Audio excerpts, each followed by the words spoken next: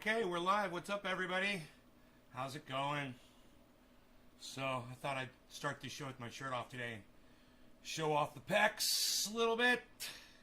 The pectorals. Got rid of my man boobs. Hey, what's up, four-name girl? Hey, Docky Doc. What's up, Docky? Hey, Karen. How's it going?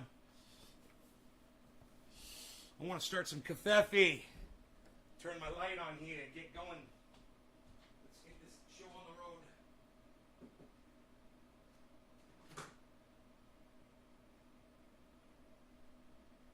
Okay, coffee is started. Look, y'all like, damn, you guys are funny. Josh! Josh, where have you been, buddy? Thank you, Josh. I've been working my ass off to look like that. Hey, Billy. Billy helped me with it, somewhat. Telling me to breathe while I work out is important.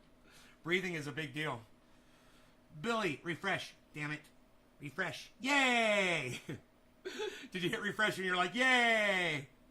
I want to see that show. Refresh. Yay! He's live. So, we're going to be talking about abortion a little bit. It's not really the topic. The topic is Dusty... Cult of Dusty calling out Jimmy Dore on his lack of Trump bashing. So let me just say this right from the beginning for if Cult of Dusty tunes into this show and he watches, because I think he might. Jimmy Dore doesn't have the power to control an election. So while Hillary Clinton did not win that election, it's not Jimmy Dore's fault at all.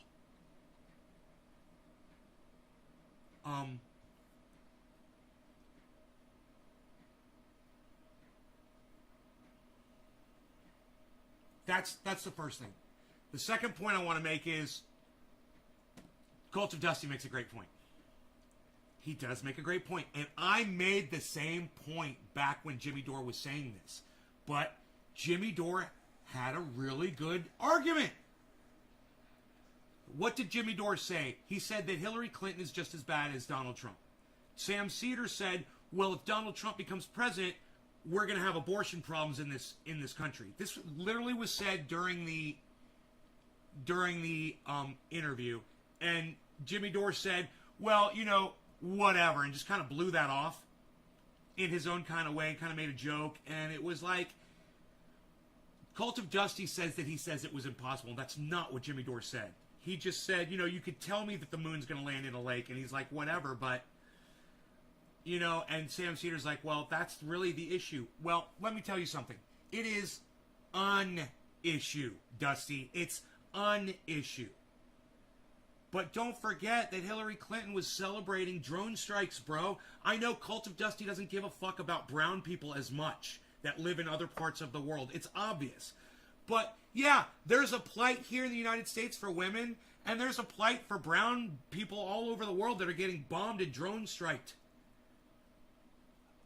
So, you can't just say, put Hillary Clinton in office and everything's going to be better. She's going to keep doing war.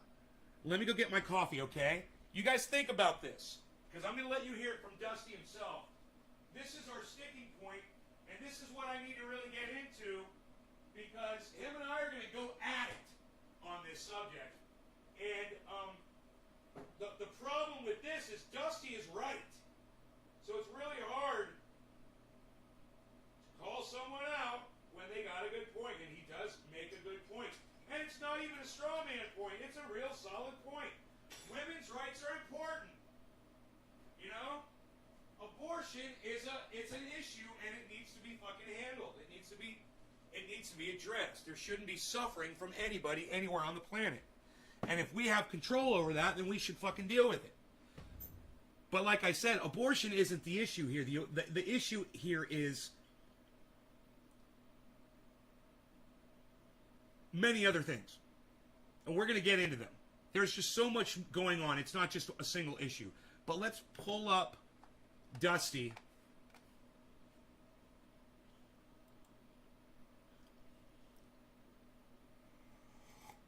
Enoch Alex, what's up, buddy? Hillary Clinton celebrates solid poops now. McCoy Christopher. Hello, McCoy. I don't think I recognize you, but hello. Hillary Clinton says Enoch. Billy, Roe v. Wade should have had a castration clause for rapists. There's tons of shit going on right now. I know, right? So bear with me while I try to guide you guys through what's going on right now, because David Campione makes a really, really good... Ooh, I hit library instead of history. Okay. Texas bans abortion and idiots blame the left. Okay. I don't exactly understand who's blaming the left. Texas but made let's abortion watch. de facto illegal anyway. It's illegal after 6 weeks, which, like, a lot of women don't even know they're pregnant at 6 weeks. Happens all the time. Let's watch this depressing-ass video about what the Republicans in Texas just passed. If I'm beaten and raped in the state of Texas, I have to give birth to the baby of my rapist. If I am raped by my father, brother, or uncle and get pregnant in the state of Texas, I have to give birth to the baby of my family abuser. This new law is so draconian that I can be prosecuted for having an abortion, and so can my doctors, friends, and family who advise me, or even the Uber driver who simply drives me to the clinic. You hear that? This is madness. It is. The same people who have been protesting and screaming, "My body, my choice," when it comes to the COVID vaccine, are now saying I don't have any control over my own body. That is such a great point. They're out there screaming, "My body, my choice" over COVID masks and vaccines, and then they're taking a woman's right to have a decision over her body and her choice away from them.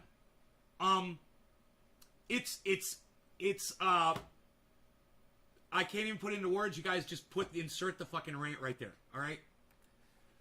Texas Republicans won't require a 12-year-old girl to wear a mask in school that may save her life and the lives of other children, but they will force her to keep a baby regardless of how she got pregnant, her baby, and incest. Get the way she says baby. I am a woman, and I have a constitutional right to make decisions for my own body. I am a woman, and I have a human right to refuse to give birth to my rapist's baby. Look, what she's saying she's a woman and she has rights. Let me just answer her right now. Not in Texas, you don't, honey. So until you get your ass out there and you start fucking marching in the streets, you're not going to get anything fucking accomplished. I mean, this is a cute video and all, and I hope it inspires people to go do something that needs to be done. But until I see your ass out in the fucking streets marching every fucking day, nothing will change. I promise you. This is going to spread like a goddamn disease, like the fucking pandemic, all across the United States. Every fucking state wants to take women's rights away. You watch, and it's going to fucking happen, and we're going to sit silently by. Like I said, I didn't come here to bitch about abortion. But we're going to be real quiet in the next few months, aren't we? And we're going to watch this shit happen, aren't we? We're just going to sit by quietly and watch it happen, like the cucks that we are. And women are going to be abused, and they're going to be brutalized by this shit. They're going to be raped, and they're going to be forced to have their children because they can't afford to get the fuck out of that shit state of Texas. Yo, Jay Danks, what's up? It's fucking ass backwards, right, Enoch? As Dave C would say, bass backwards. Right? That's what Dave would always say that. Florida, next South Dakota. Diesel's waking up. I am a woman. This is the United States of America. Not in Texas, it ain't. The Texas ain't the United States of America. And let me tell you why. It's because of the cunts who sit on the Supreme Court. That's why Texas isn't the United States anymore. And the cunts on the Supreme Court have let that happen. And we should be at the Supreme Court dragging them out on their asses. That's what we should be doing, but we won't. We're not going to do that. We're not going to do that. Because we're nice. We're nice people now. And we like to let people bully us around and tell us, you know, that our daughters are worthless second-class citizens. I am a woman. Do not own or control my mind or my body. Anybody doing business in Texas should immediately stop doing business in Texas. Yes! Any movie that's being shot in Texas should immediately stop filming in Texas. Yes! It's absolutely ridiculous. And if you're doing business in Texas, you should stop. You should shut down the economy. And who said to shut down the economy first? Before Dusty did. And when he goes live, he gets 700 viewers. Hey, man, I'm not complaining. I love it. I'm one of them. Right? I'm just saying. Who said it first? I said it first. Nothing against Dusty. We think alike. Great minds think alike. But I'm the one who said shut down fucking Texas. I'm the one who said shut the fucking economy down. I'm the one that tweeted that shit. And nobody's going to give me credit for it. Nobody's ever going to give me credit for being a free thinker. No one's ever going to give me credit for being an innovator, for being the guy that literally should be leading all of this shit. Because I come up with all the ideas before all these other people do. But that's okay. You know what you can do? If you agree with me and you see that I come up with these ideas first, and if you don't believe me, well, you're not fucking following me on Twitter then because I tweeted that shit out. All right? And you could go to my Twitter account right now and you literally go see me telling to shut the fucking economy down of Texas. Before Dusty's video came out. Understand it. Thank you, Karen, for giving me credit. Go ahead and share this video around and get some more people here. And let them know why. Let them know why you're sharing the video when you share it. Listen, the Supreme Court could have stopped this, but they voted 5-4 not to look at the case. Unreal. Describing how horrible this is. They're not doing their jobs. On what grounds, Julia, help me? I don't get this. Like, maybe I'm misunderstanding it. This actually lets private citizens who have zero connection to the person getting an abortion take legal action? How does this even work? Why? That's right. It means someone with no connection at all could be able to get $10,000, just as we just pointed out. It even means you could sue an Uber driver who drives someone to an abortion clinic. These are laws stricter than what we have in place for someone who would drive someone who's about to commit an act of terrorism to the place where they actually commit this act. So there's Did you guys hear that? If you missed it, I'm going to replay it. Listen what she just said right there. Connection to the person getting an abortion. And you tell me what she said. I want to know that you heard this. What does the blonde-haired lady say? That's right. It means someone with no connection at all could be able to get $10,000, just as we just pointed out. It even means you could sue an Uber driver who drives someone to an abortion clinic. These are laws stricter than what we have in place for someone who would drive someone who's about to commit an act of terrorism to the place where they actually commit this act. So there's a What did she just say? The very last thing she said. And who can type it in my chat and tell me what that woman just said? Tell me. Type it out. No law regarding cannabis. Cannabis isn't just for all. Cheers, everybody. Free smoke time.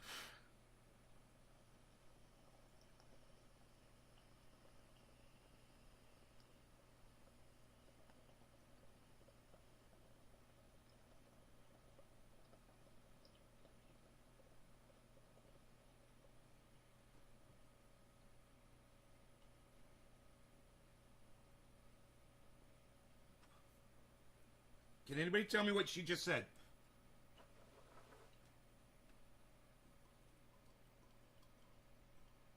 I played it for you twice, and I pointed at her while she was saying it. Who could tell me what she said?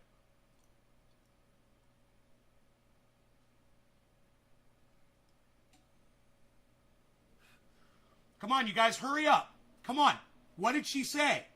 I want to make sure you're paying attention. I want to make sure that I don't just sit here and say all this and none of you guys get these points or pay attention to me. What did she just say? Just type it out. What did she say? What was the very last thing she said? I even told you to listen. Just one person. Come on. Come on, people. One of you.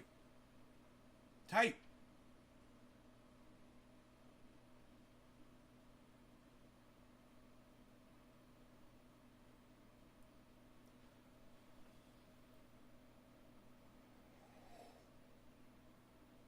Yes, Naren Valigia.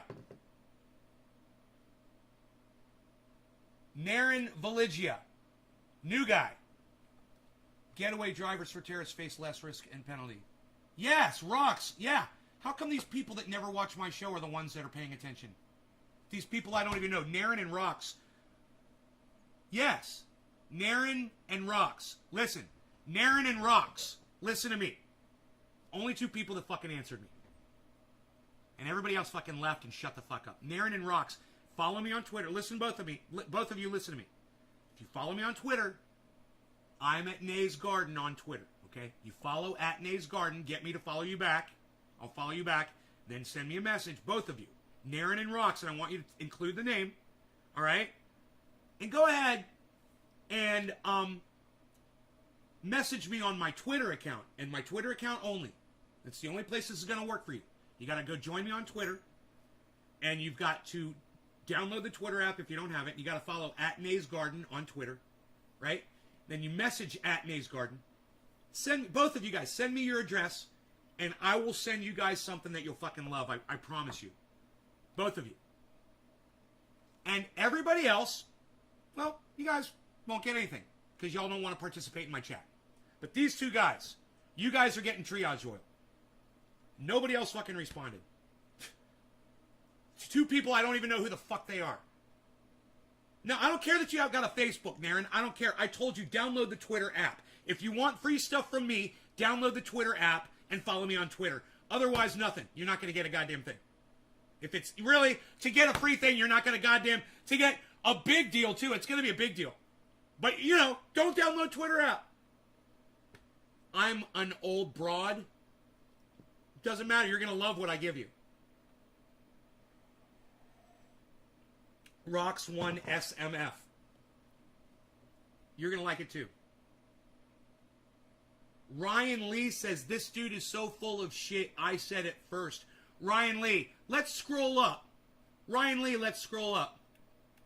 Shall we? Where? Where's your post, Ryan? Where's your post, buddy?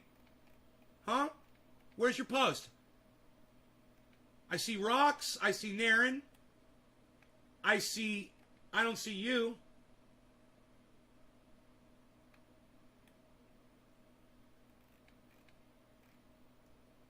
No, you didn't say shit, Ryan Lee. You're just a fucking liar. You said this dude is so full of shit. Yeah, that's how you get free shit. Keep at it, buddy.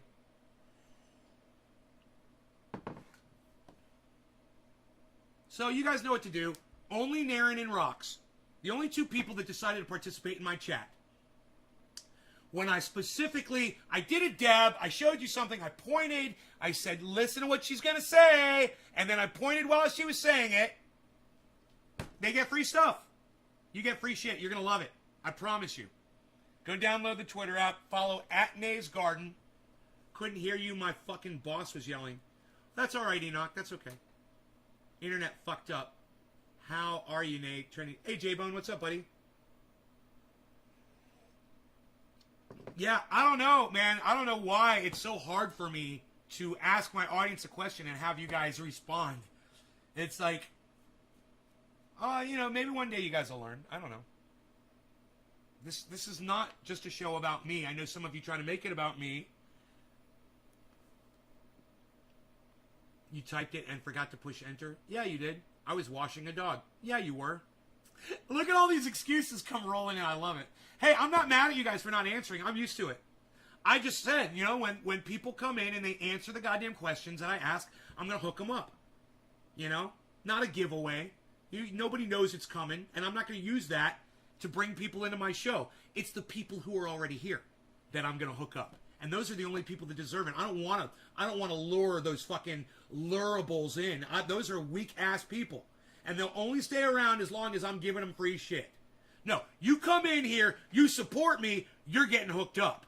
That's it. Everybody else can go fuck off. You usually respond, yeah, it's okay. You don't owe me an apology. You just didn't respond that one time. But one time I was giving out free shit. I mean, Teresa, I'm literally here telling you to listen and pay attention to what she's going to say and pointing while she's saying it, and you couldn't even process that. It's okay. I understand. I understand. Hey, Renee Nene. I've seen your top body. Yeah, you like it? Thank you, honey. I'm working on it.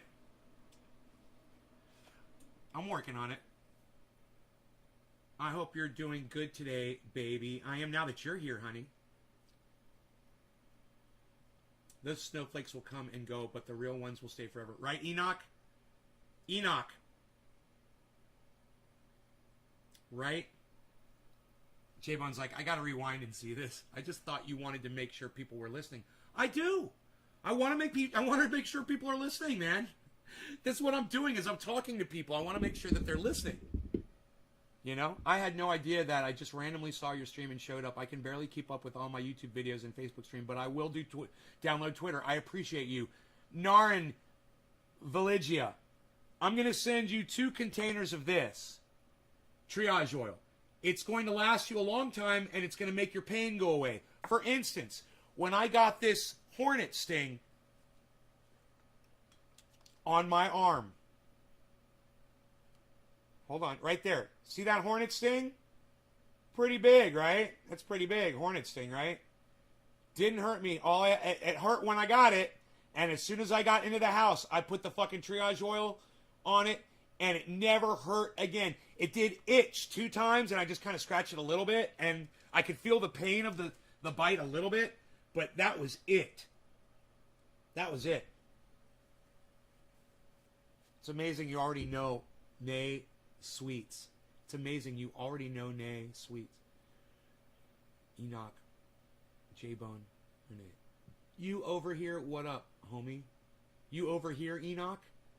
Dabs, SX, J-Bone. Hey, J-Bone. Hey, Karen. Hey, J-Bone. Okay. All right, let's get back into this because we haven't even got to the Jimmy Dore part yet. Okay, here we go. And we'll do a dab while we listen. Now, I'm going to let you listen to what she said one more time. And what she says is, you guys only hear, hey, Ross, thanks for the $4. Thank you. With a cup of coffee from the Pear character. Thank you. Thank you, Rox. Thank you. Look. Where was I going? What she said, okay, was that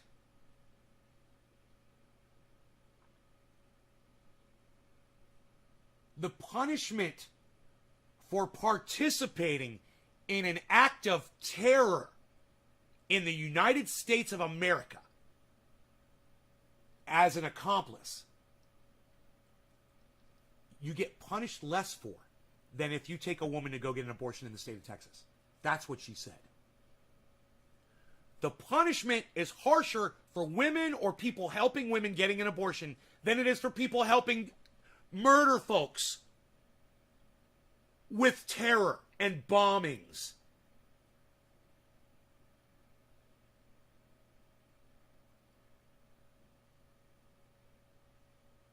And I know to some people out there that makes sense because you look at a baby as a human life even before it's born. And I understand where you're coming from. But you need to understand there's another life involved there. And it's the mother. And you need to always consider the mother first. She's already alive. She's already got a life. Consider the mother first. Always. Always. And if you can't do that, then you shouldn't have ever had a mother. Because you don't understand the importance of a mother. You know, you're lucky that she decided to have you. You owe everything to that woman. And you can fight for women's rights to prove it. You love your mom? Fight for women's rights. It's that simple.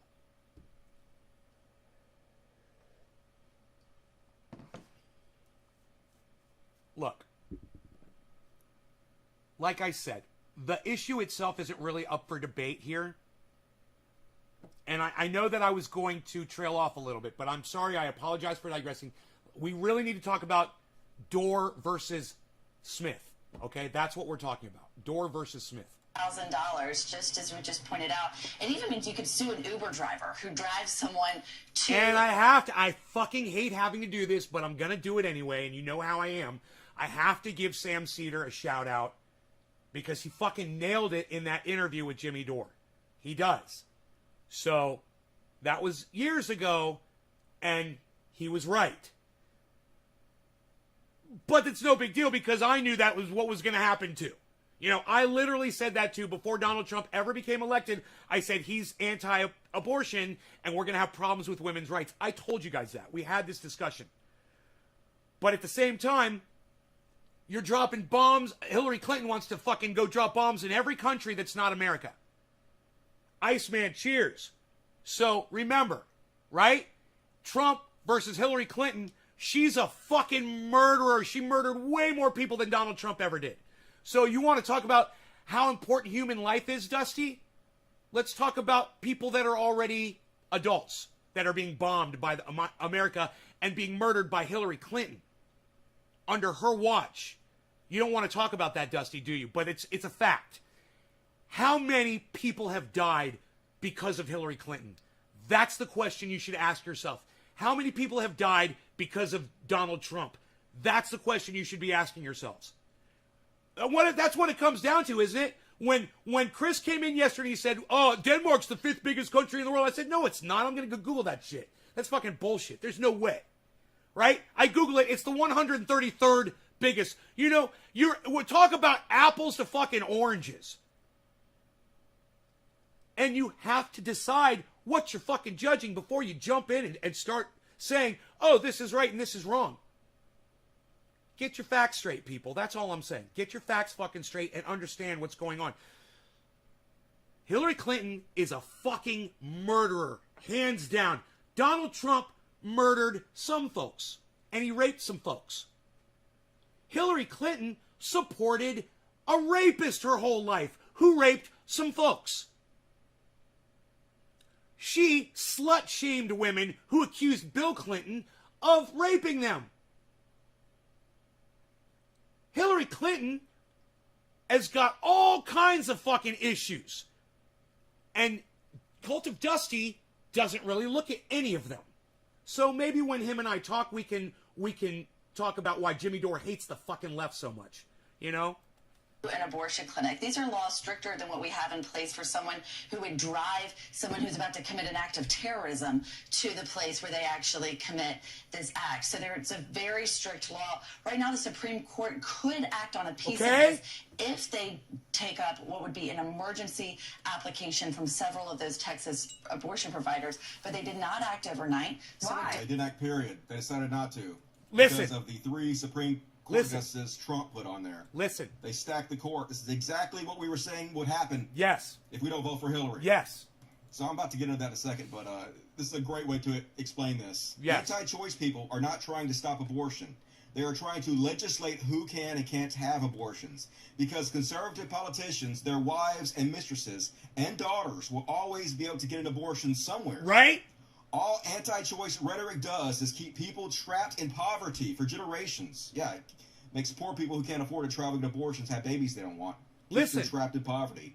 That's the goal. It keeps them trapped in poverty. If it wasn't the goal, they would spend their time and their money on comprehensive sex education, free birth control, and free contraception, which we know are the things that lower abortion. We know that's how you lower unwanted. So all I thought Dusty was just saying this shit, dude, because I was in the shower when I heard him say this. I didn't realize he was reading a fucking meme off the internet. Wow, that is a great meme. Anti-choice people are not trying to stop abortion. They're trying to legislate who can and can't have abortions because conservative politicians, their wives and mistresses and daughters, will always be able to get an abortion somewhere. All anti-choice rhetoric does is keep people trapped in poverty for generations. That's the goal. And if it wasn't the goal, they would spend their time and money on comprehensive sex education, free birth control, and free contraception. They're using childbirth as a way to keep you in poverty. Hey, Bezo. Hi. That's my Bezo.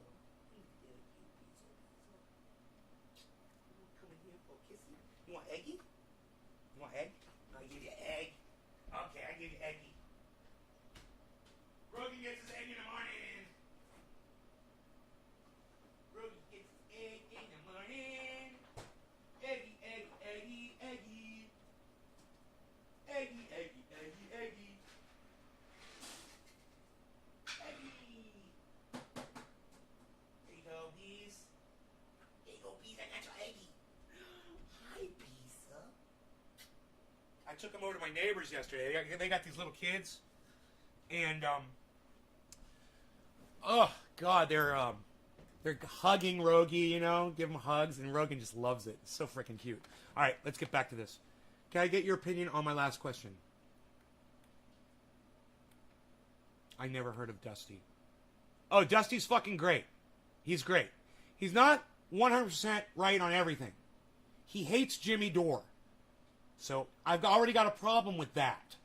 But I love this man, and I love Jimmy Dore. And Jimmy Dore couldn't give a fuck about this guy. Probably doesn't even know who he is. But these two guys should have a fucking debate. You know? I would love to moderate that.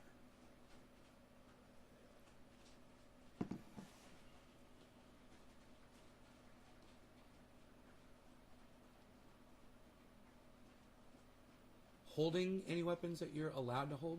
Yeah. Yes. I'm pro fucking weapons. I am pro weapons, honey. I'm ready. I'm ready at all times. I don't care if it's a knife, if it's a gun, if it's a fucking samurai sword with a razor sharp edge. You know, I have weapons all around me. This coffee mug, I will fucking murder somebody with this coffee mug. You know? Everything's a fucking weapon, honey. Everything. You know, just look around. This thing right here, I got this little stand here. It's on wood with some metal on it. Fucking glass bong, bro. Are you kidding me? I'll murder you with this. I will fucking murder you with this bong. Oh, by the way, look at this. Look at this, guys. Everything's a weapon. You know, I keep my Glock nearby. I got my 38 nearby. I got my SKS nearby loaded. I got a fucking loaded 22 right here. You know, right under the goddamn thing there. Ready to go. Pick it up. Click, click, boom. I'm getting mine today. Yeah, I totally support. Yeah, I am not a liberal. I am not a liberal. I support full guns. All weapons. That makes me not a liberal, man. You know?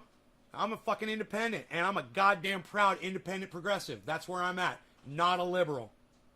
Not a fucking liberal. Now, there's some liberal ideas I agree with. But, you know, there's some conservative ideas I agree with, too. So, you know, as long as these parties are going to take up these issues and make them their own, then I can say, yeah, I do agree with that on you, and I do agree with that on you, but you're both fucked. They're all wrong.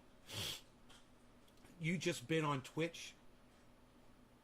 No, Dabs SX. Oh, I don't know who you're talking to. Why do so many people think leftists hate guns? Well, because every time the fucking Democrats get into power, they try to pass anti-fucking gun legislation. That's why they think that. Because they do. That's what Democrats do. They're fucking idiots. You know? It's too bad that most of the shootings and around political shootings and shit haven't affected Republicans more, you know? Because, you know, Democrats get shot in the head and shit all the time, you know? Fucking just seems to happen a lot more to the Democrats.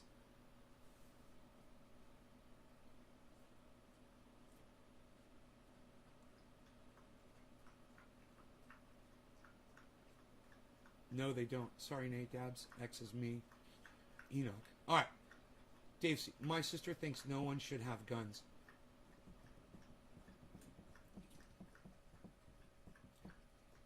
Yeah? Does your sister have kids? Because people are always going to have guns. It's like, does your sister think no one should have, heroin? Does your sister think no one should have, a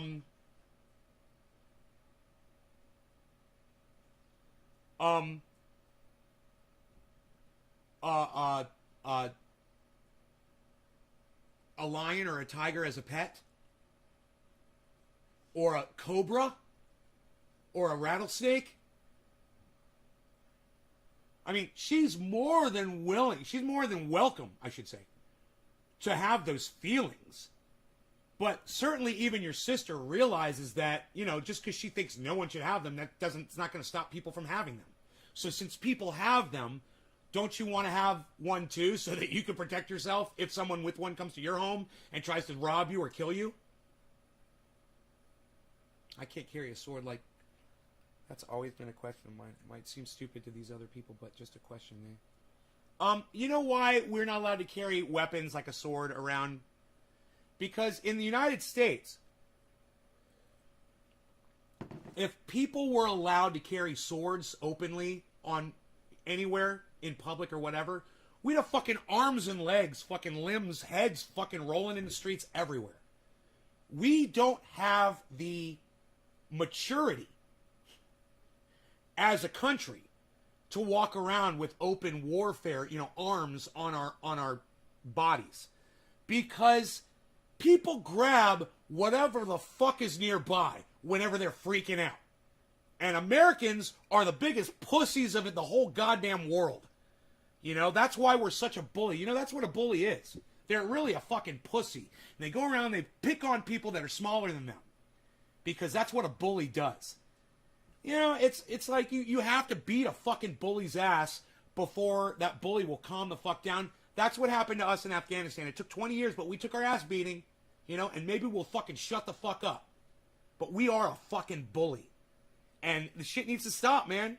And nothing's going to change until we get a fucking grip on ourselves and our inability to fucking rise up and put a fucking piece of plastic on our face or get a little fucking prick in our arm. It's fucking nothing, people. Get the fuck over it, man. God, it's because of you that people like me can't have nice things. You guys are driving me fucking crazy.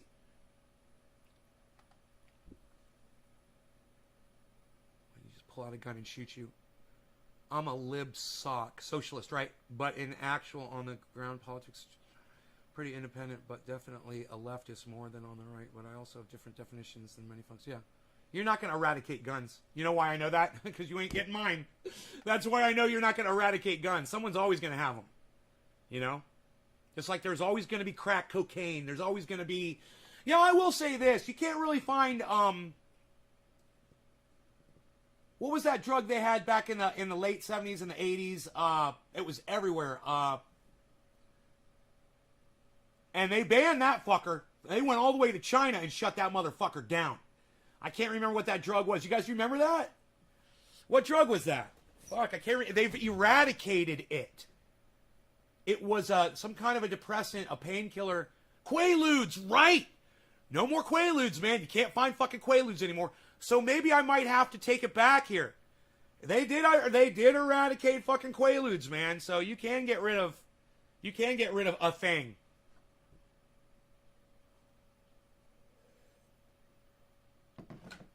Yeah, it was fucking Quaaludes. Did I show you guys this bowl yet? I know I did, but I want a reaction from you guys when you see what's on here.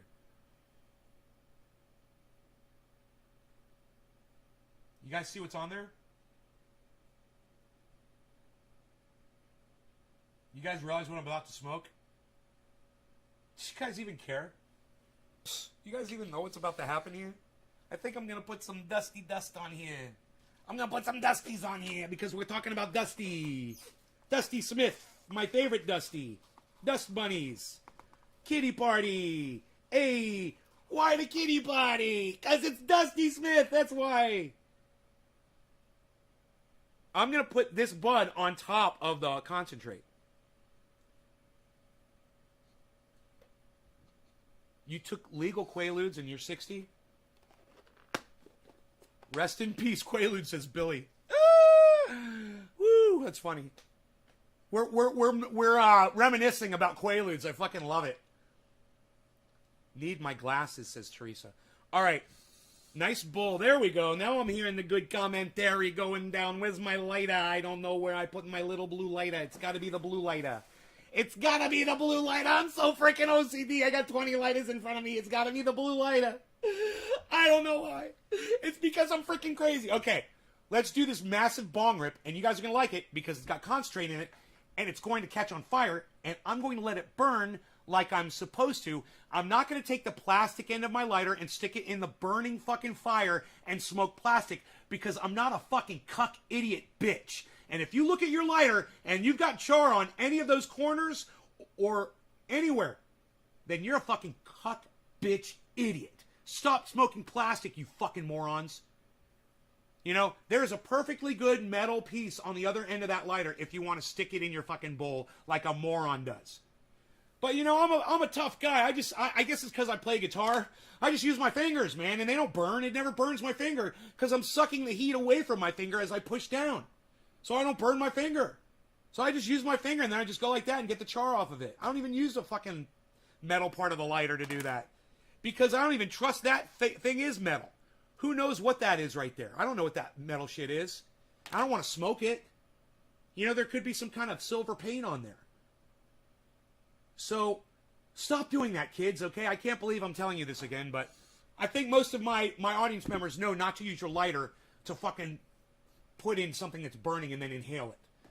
All right. We're going to try to catch this. No, just some bud on top of some bud flower on top of the oil that I scraped off of this little tiny glass dish last night. In last night's show. Now I'm going to smoke it. We've come full circle, everybody. We've come full circle. Do a full circle and a square at the same time. It's almost impossible. Full circle, square. Full circle, square. Full circle, square. Full circle, square. Full circle, square. Square. Full circle, square. Full circle, square. Full circle, square. It's very hard to do. That is very hard to do. Drummers should practice doing that to build up their coordination. All right. I got to get into my Elvis stance here. Getting in my Elvis stance. Cheers, guys. No law regarding cannabis. Cannabisism, tisms for all. It is 7:10.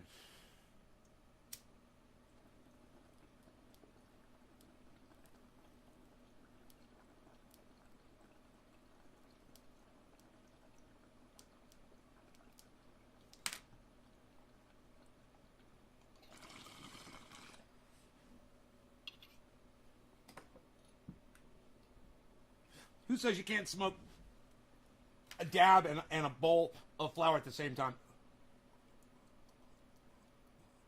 Not this guy.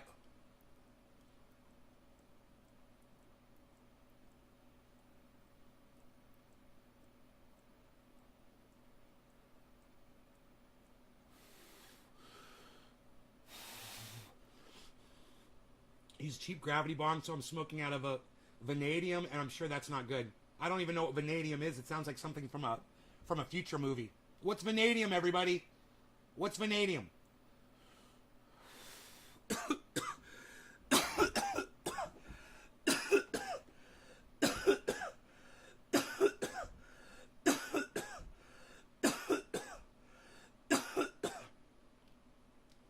Here we go.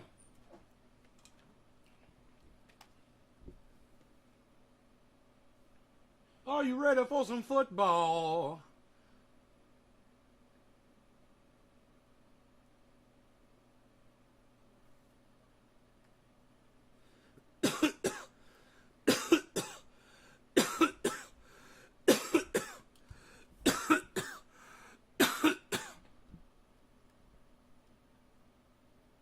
Dude, I can feel it, but I can't see. Oh, I see it. I see that shine. I see that shine. Oh, there it is. Oh, look at that. Look at that. That is a dab sweat. That is exfoliation. Exfoliating, or whatever. However you say the word.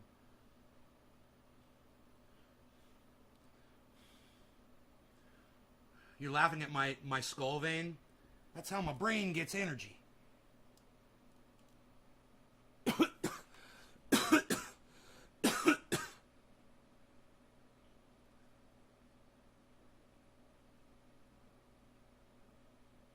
at the dab sweat. Dab sweat and tears, son. Dab sweat and tears. Let's cry it out, everybody. Let's cry it out. Back to Dusty, Wanted pregnancies. who is about to attempt to destroy Jimmy Dore, while I will, at the exact same time, lift both of these people up, while he attempts to destroy Jimmy Dore. They actually don't give a shit about that. It's about control, 100% control, and we were saying it. This is why we have to keep Trump from getting in the presidency. All the people out there who discourage their audiences from voting for Hillary Clinton, Trump told you exactly what he's going to do during the 2016 president's campaign. And we knew this. And I knew this going in. Everybody knew this going in. But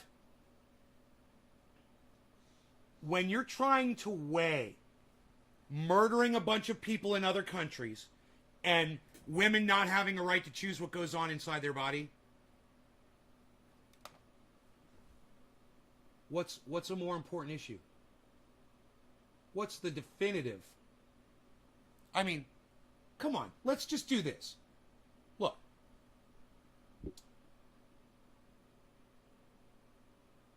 You can say that a woman being raped and being forced to have their rapist's baby is, you know, the worst kind of a punishment to give someone who deserves none.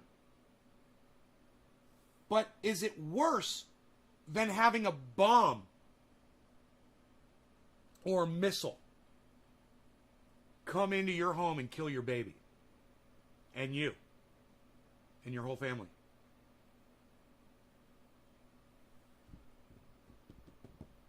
So it's a tough decision, right?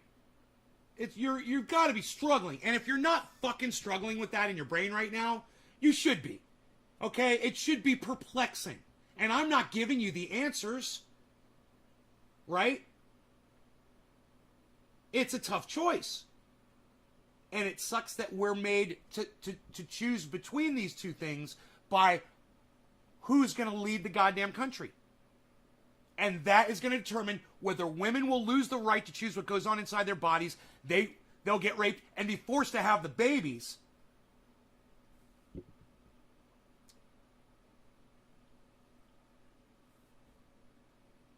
You know, let's say you get raped in Texas. It's incest. You need an abortion. So you take a trip to the next state over to go have the abortion. Does the person who drove you out of state to get the abortion, I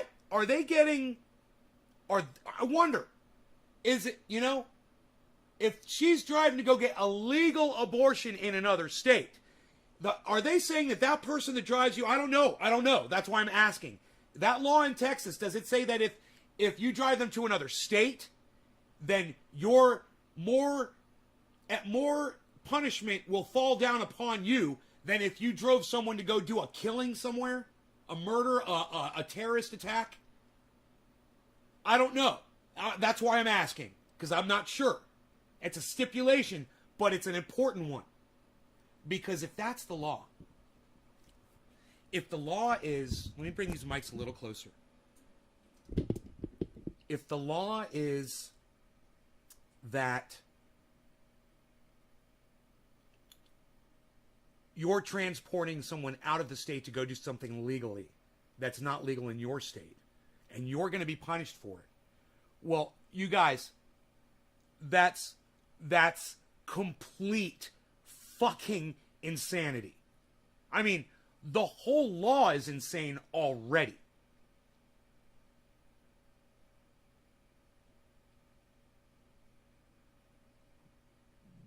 But even though I said I didn't want to get into this, man, I really can't stop myself from saying, Texas needs to stop this shit. You know, this is fucking brutal. This is beyond, I mean, it's beyond someone being killed instantly in a drone strike. But not everybody gets killed instantly in a drone strike. Sometimes the neighbor catches shrapnel in their fucking eye and lives without an eye. Or they're blinded. Or they can't hear. You know, or the surrounding neighbors can't hear. But that's okay. They're not reported because they're not deaths. Is that fucking horrible? Yeah, it's fucking horrible, man. So there we are again in that vicious fucking circle. You can't tell me one is worse than the other. But Dusty can. Dusty can. Mr. Trump was asked during a debate whether he wanted the Supreme Court include justice he would name to overturn Roe versus Wade. If we put another 2 or perhaps 3 justices on, he put 3 on, that is really what will happen, Mr. Trump predicted. That will happen automatically, in my opinion, because I am putting pro-life justice on the court. I will say this. It will go back to the states, and the states will then make a determination. It's exactly what happened. He warned us. So let's remember, who on the left tried to influence their audience not to vote for Hillary. Me. Jimmy Dore. Jimmy Dore. Me did it. too. Yeah. Me too. But I told you not to vote for either.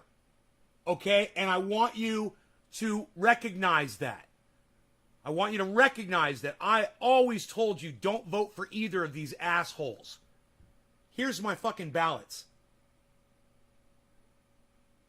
I would never vote for fucking Hillary Clinton. I would never vote for fucking Donald Trump. And I told you guys that, and I showed you my ballots. And I said, I'm not going to participate in this.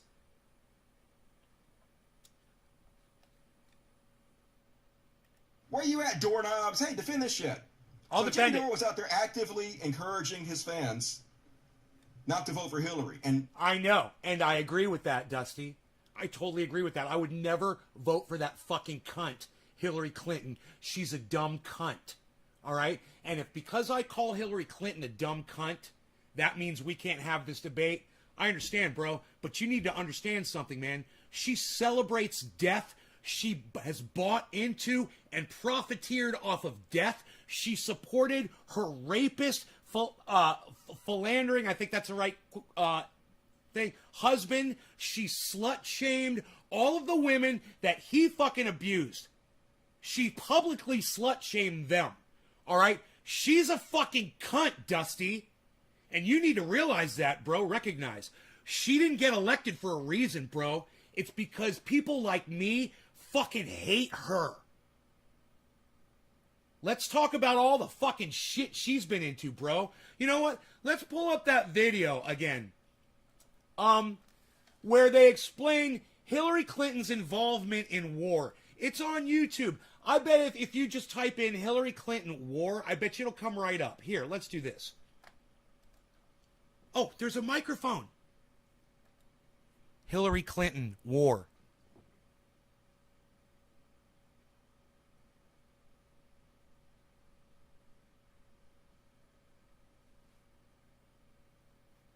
Didn't work. Hillary Clinton war.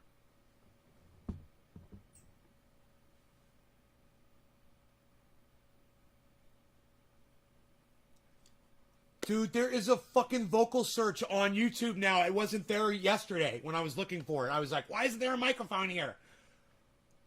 Dude, has that always been there? What the fuck happened? Dude, I literally wished for that yesterday and it's here today.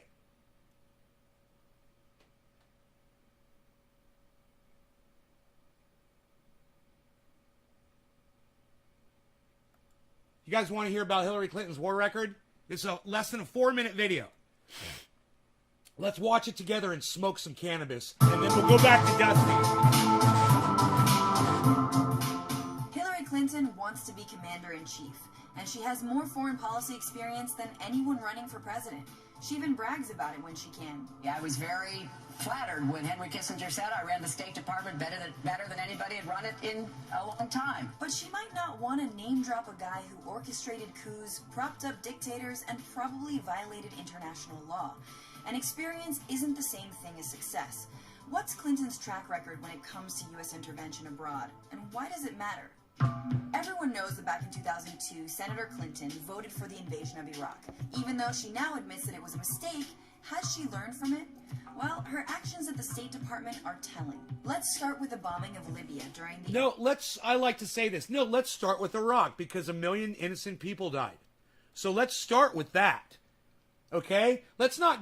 She literally glazed over. Well, she voted for that. But, you know, she should have learned from that. 1 million people... 1 million people dead. 1 million. Because of something Hillary Clinton decided was something that we should do. On no evidence. Yeah, let's go to Iraq and kill 1 million people. Okay, let's move on. Arab Spring. Clinton was the Obama administration's most influential advocate in toppling the Libyan dictator Muammar Gaddafi in 2011.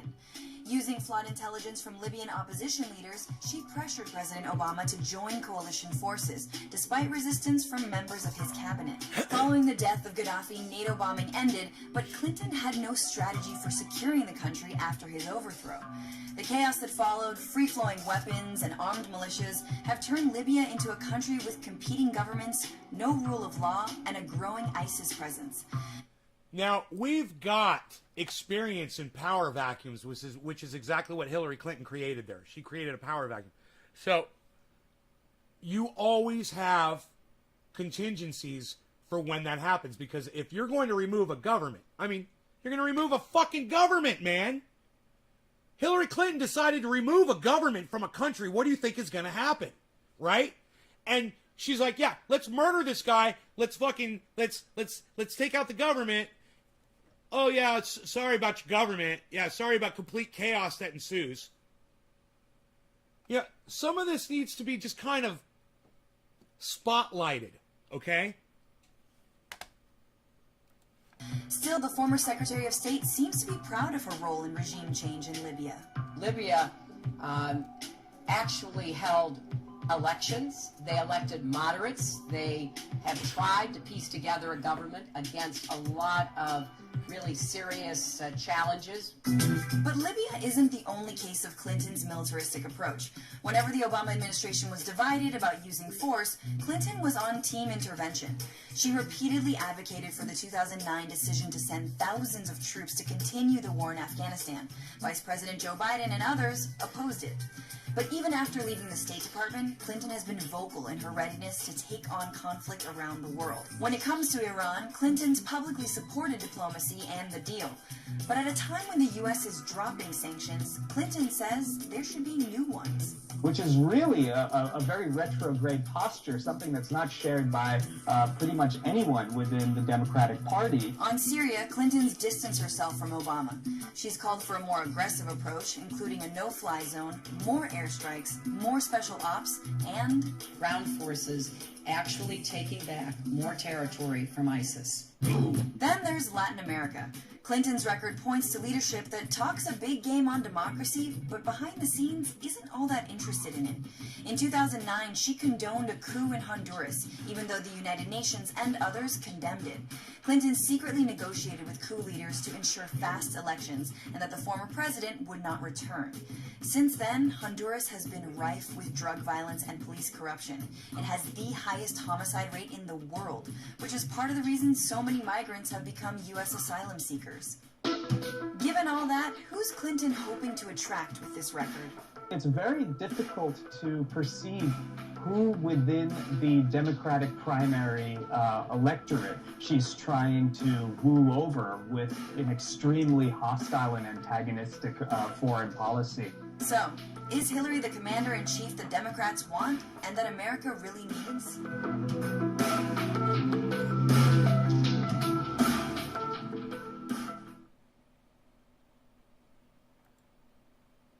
Back to Dusty now. Now that you know what Hillary Clinton has done. The only way he could do it is he had to downplay how horrible Donald Trump would be as president. And he did downplay it. In fact, he went on Sam Cedars' show, debated Sam Cedars, and Sam Cedars pointed out, hey, if they get just two, they actually got three, but if they get two more Supreme Court justices, Happy 420, everybody. No law regarding cannabis. they can overturn Roe versus Wade. Cannabis isn't tis for all. They could end abortion in states like Texas. And Jimmy Dore said, that's about as likely to happen as the moon falling into a lake. I'm going to show you. That's what he says, folks. But not only did Trump put two in there, he put three. It's not. So according to Jimmy Dore, just as likely as the moon. Jimmy Dore did not say that. So it's kind of weird that Dusty says this, because he's going to play the tape, and you're going to hear that is not what Jimmy Dore said. Moon falling into the lake is what actually happened. This is how wrong Jimmy Dore is about fucking everything. This is his entire fucking grift, yo. Listen to this piece of shit. I can't believe we have a surveillance state right now. I can't believe you want me to vote for a candidate who was full-throated supporting going in and destabilizing the Middle East. No, Jimmy, wait, Jimmy, I don't want you to vote for anybody. I don't want you to, listen, no, Jimmy, you're missing my point. I don't want you to vote, I don't care who you vote for. You live in California. What I want you to do is to stop offering theories about politics on your platform that are bogus, that are not. Yeah, well, I think I can prove to you they're not bogus, man. You haven't proved that they're bogus at all, except that you said it. History did. I think I just kind of showed you how you're wrong about all this stuff, and you're voting out of fear again. Out of fear. Oh, because there might be 2 Supreme Court judges. What if the moon falls into Lake Michigan? What are we going to do then? Now, Jimmy, let's talk about risk. He said that Jimmy Dore said that the chances of Donald Trump electing more Supreme Court justices were as likely as the moon falling into Lake Michigan. That is not what Jimmy Dore just said. Do you guys agree that Cult of Dusty is completely misrepresenting? Do you want to know what Jimmy Dore said? Jimmy Dore said, well, yeah, that can happen, and the moon can fall into fucking Lake Michigan too. But, you know, Hillary Clinton's a fucking murderer. He's not saying it's not going to happen. Do you guys understand what Jimmy Dore was saying right there? He wasn't comparing it and saying the likeliness of... I mean, I think Jimmy Dore pretty much knew that Donald Trump was going to do that. You know, and he's not saying that he's not going to do it. He's just saying that, you know, well, it's going to basically be up to us to fucking protest that shit and not let it fucking happen. You know, to fight that shit and do whatever the fuck we got to do. If we got to be out in the streets, I imagine we'd be out in the streets marching by now over this shit. I'd imagine.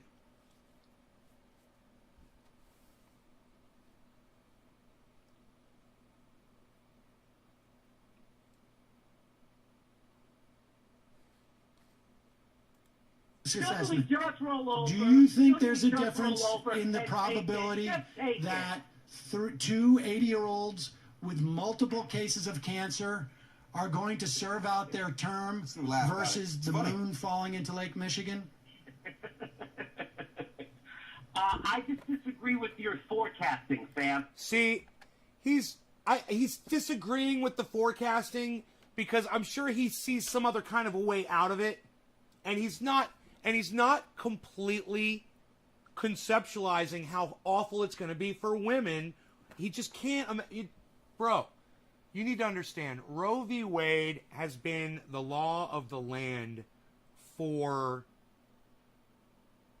since I was a child. So I think I was 4 or 5 years old, something like that, when it became law of the land. So my entire lifetime, my entire adult life, my entire child lifetime, just about, Roe v. Wade was any time I could understand it. Roe v. Wade was the law of the land. And for Jimmy Dore, pretty much the same thing. So Jimmy Dore, like me, would have a very hard time conceptualizing that these monsters would actually start piecemealing Roe v. Wade apart, you know, in increments, starting with Texas, and then it's going to be Mississippi, then it's going to be Alabama, then Georgia's going to try, but hopefully they'll fucking fail. And then you'll see it'll be Tennessee, fucking Louisiana. It's going to spread like goddamn cancer all over the goddamn country. I didn't see it. Jimmy Dore didn't see it for what it is. But Sam Cedar and Cult of Dusty, they did see it. And they understand. And they drew the line. And I give them full credit for fighting for women's rights here. For saying, we're drawing the line with women's rights in America. We're not going to let Trump, we don't want Trump to become president of the United States because this is what's going to happen. And what's going to happen is exactly what's happening right now, exactly as predicted by Sam Cedar and Cult of Dusty. And me too, I probably predicted this too back, and Jimmy probably did too. Jimmy probably talked about this too. But when you're talking about putting Hillary Clinton in office, you are triggering the beginning of the buildup of a war machine like you can't even fucking imagine. Donald Trump was in no way wired in with, he thought he was, my generals, blah, blah, blah. Hillary Clinton was tied in with all the big war industries. Those are the ones who make the decisions, man. Those are the ones who decide where we're going to go and who we're going to go fucking attack next. And this is the warfare we're either going to use or we're going to sell to them to go use on other people. Hillary Clinton's tied in with all of those industries. She owns stock in them. She sits on the boards of their directors. So that's where Jimmy and I are coming from. And I understand. It's a fucking crazy, tricky, it's not fun, but we shouldn't be fighting over this, is what I'm saying. None of us should be fighting, calling each other names. Now, Sam and Jimmy had a great debate there, but Sam went on his show and started calling Jimmy all kinds of fucking names with Michael Brooks, and I saw it. And I was like, that's bullshit. Yeah, they like to call him a useful idiot. That's what they call Jimmy. Yeah, he's a useful idiot, blah, blah, blah, blah, blah. And I'm like, fuck you, man. Useful idiot. You had a debate with him on your fucking show. How is that a useful idiot? So, Donald Trump becoming elected was out of Jimmy Dore's hands. Jimmy Dore's fans didn't go and vote for Donald Trump. And Jimmy Dore's fans, had they decided to vote for Hillary Clinton, which I'm sure some of them did, if more of them had done so, wasn't going to change the face of that fucking election. And Dusty does say, Jimmy and other podcasters, so Dusty, why are you just picking out Jimmy? Why are you going after every fucking lefty that was calling out Hillary Clinton for war shit? Why just Jimmy? It's almost as if Dusty is just focusing on Jimmy Dore and no one else on the left. Let's keep watching. Look, we're allowed to disagree on points, guys, and support the same shit. All four of us that you see on the screen here, we all want the same thing. We all want Medicare for all four of us. Guaranteed. And that's basically what this is all about. We had Medicare for all, abortion wouldn't be an issue. Because it would be available everywhere. It solves all of our fucking problems.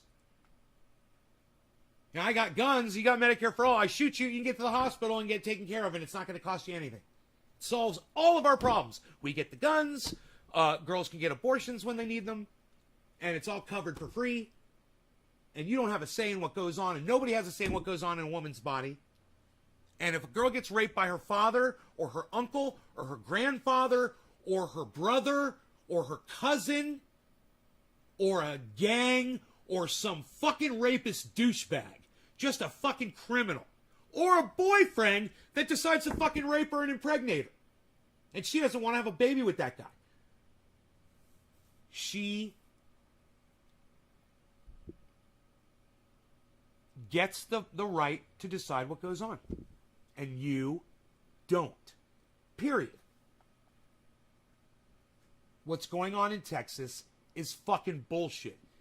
Jimmy doesn't want it. I don't fucking want it. And we didn't fucking contribute to this at all. We didn't contribute to it one fucking bit. Like I said, stop blaming people. He didn't vote for either of these motherfuckers, and neither did I. Why is it our fucking fault, man?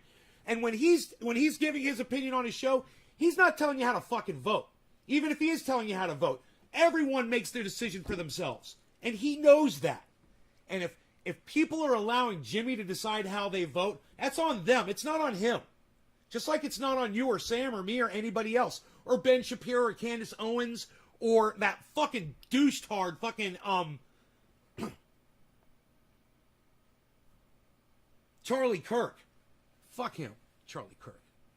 Trump-loving motherfucker. I don't agree with it. I think it's a bigger risk. Do you want to look at actuarial tables Sad for the life expectancy of an 80-year-old man who's had multiple cancers? Sam, I can right now get you a great deal on term life insurance, and you know that's the best. Always making jokes. It's funny to him. It's not going to affect Jimmy Dore. So why should he fucking care? And of course, all the shitheads are going out there blaming... Okay, he cares. He was given a choice between a shit sandwich and a turd burger, bro. And understand, he didn't put either one in his mouth, and neither did I, Dusty. Get the fuck over it, brother. I love you. I love you. Huge fan. I'm in character right now. Get the fuck over it, Dusty! Everybody should subscribe to Dusty's channel. And what the fuck, why aren't you guys fucking Dust bunnying it up with me every time he goes live? Why the fuck aren't you over there when he's live? Mondays and Fridays. Psh, nights, I'm there. I'm hanging out. I'm chilling. He's doing the Dusty thing. I'm in there chilling. You guys, come visit. Take your medicine like a man, Dusty. The left, because the right has banned abortion. It's always the left's fault. When the right does something bad, it's the left's fault. Here's goddamn David Silverman. I cannot believe this guy used to be a hero, but I'm so embarrassed. Okay, he's not just picking on Jimmy. He's a giant piece of shit. His whole grift now is just how big of a piece of shit can I be? David Silverman says, I hate losing abortion rights, but... No, there's no but. I hate losing abortion rights, period. Not but. This sucks. This really does suck. But that guy shouldn't say that. And Dusty's making a really good point right there. But you're a fucking douchebag. But nothing, motherfucker. I am not even going to read the rest yet. I don't have to. But nothing. I hate losing abortion rights, and I should be out in my fucking street marching about it right now. The left deserves to lose this previously solidly protected right because they gave up free speech, due process, and embraced racism against Jews, whites, and Asians, as well as low expectation racism. So let's punish all women. This is the dumbest shit. Dusty's making a really good point here. Whoever this asshole is, I've never heard of him. Mr. Blue Check, but I've never heard of him. Against blacks, rape, yeah. Let's punish half the population because some of the people I disagree with, I'm claiming, are racist and hate free speech. Isn't that fair? Isn't that a solid take from this brainiac? And then he goes on to double down on it because he gets off on being a piece of shit. Did my last tweet make leftists sad? Good. Women are losing abortion rights because the left adopted blindly stupid and racist positions that smart people can't support. So, no more abortion rights. Don't shoot the messenger. Women are losing because the left is unsupportable. God damn it. Always the last part. Never take any responsibility for anything. I hope that motherfucker got David ratio. Silverman, who has on his profile, ex-leftist, ex-woke, firebrand atheist, and humanist. CRT is racism. 2 + 2 = 4, character over color. Just sad. Ratio that MFer. Ratio that MFer. I'd tweet that. Trash. Ratio that MFer. Texas would vote for a war on a country to kill babies. Dumb. Dommy dumb. I watched him last night. First time. Why do so many men have a say in abortion rights? They are the reason people would need one in the first place, more than likely. Lol. 100% likely. It was a man's fault. 100%. Whoa, there we go. I can do this and I didn't know it, man. It's so bad as fuck. I just learned something new I can do with my software. It's really cool. To move things around. I can move things around a lot faster now. I just click and drag, and I didn't know I could do that. I always click the button and highlighted shit, and I just click and drag it and put shit where I want it. Oh, that is so fucking cool. I've always been able to do that, and I never knew I could. You guys see Rogie sitting here just chilling? My bees. Should I give him a cookie? Should I give him tell him it's cookie time? Beezel, it's cookie time.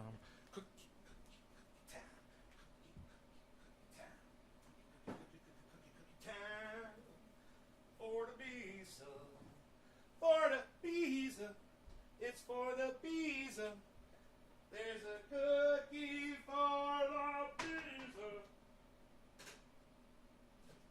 You're the mascot of the next century. Look in the mirror, it's called insecurity. My eyes, I bleed for you. My eyes burn. My point is no, because you'll never learn. You'll never learn. I bleed for you. It's all in your head. I bleed for you. You'll never learn. I bleed. I bleed. Boom, boom, boom.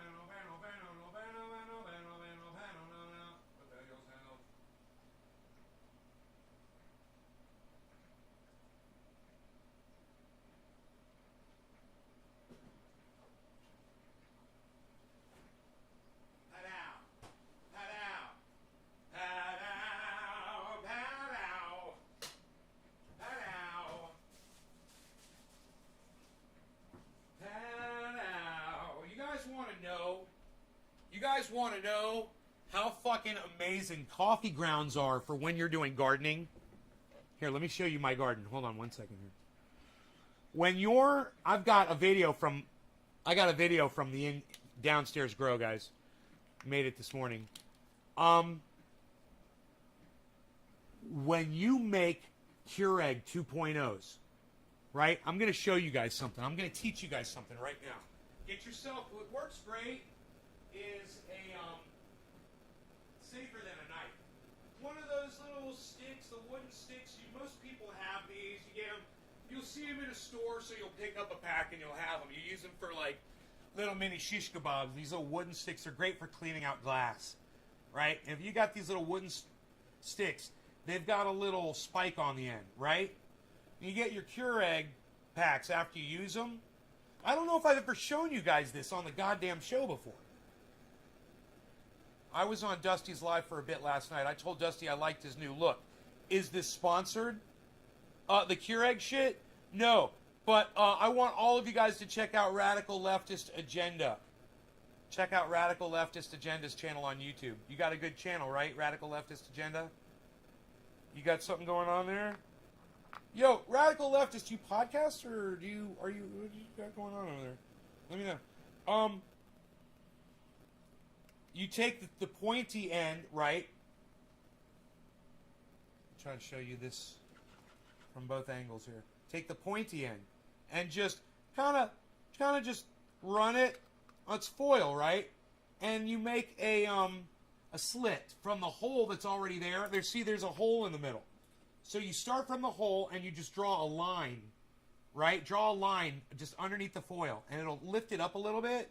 And check this out, guys. This is so cool and easy. You just take your thumb and you pull towards the outside, towards the lip. Pull the foil towards it until you get all the way to the edge.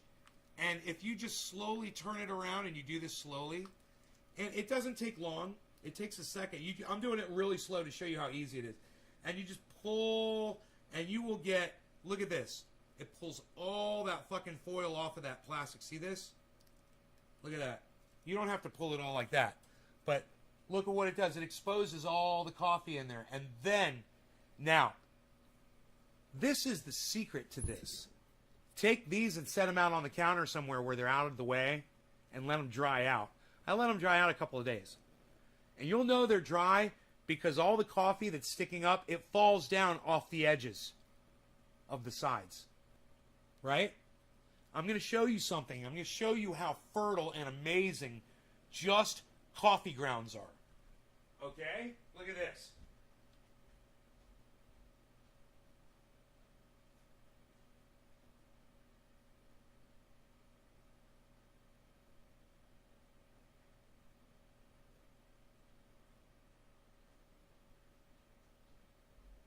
Now, what we want when we're growing, okay, when we're growing in the garden, in our soil, we always want to address the soil first, okay? So you're always thinking about the soil. The soil is key to everything. When you're doing aquaponics, hydroponics, you're using rock wool, you're using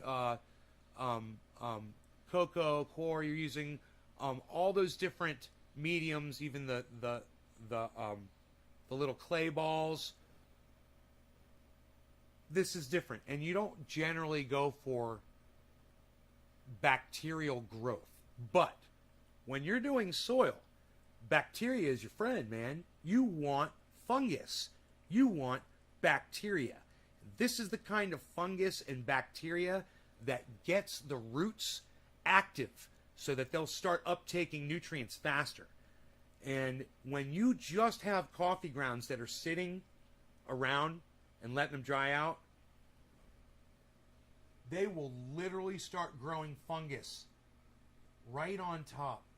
And that mold that you see right there, that fungi or mold, whatever that is active bacteria that starts right on the coffee grounds. You want that, okay? That's what you want. That's means that it's alive, And when the soil is alive, the roots are so happy. They are the happiest. So I'll show you what happens to the vegetable compost now.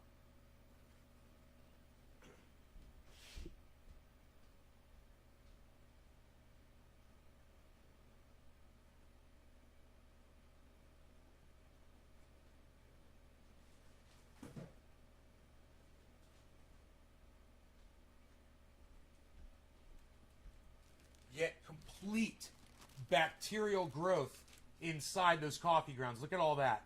That's all bacteria growing inside. And this goes right outside on my compost pile. This is vegetable compost. Mostly coffee grounds. You can see that's how much Keurig coffee I go through. Ha! It's funny, right? Just by dumping those out.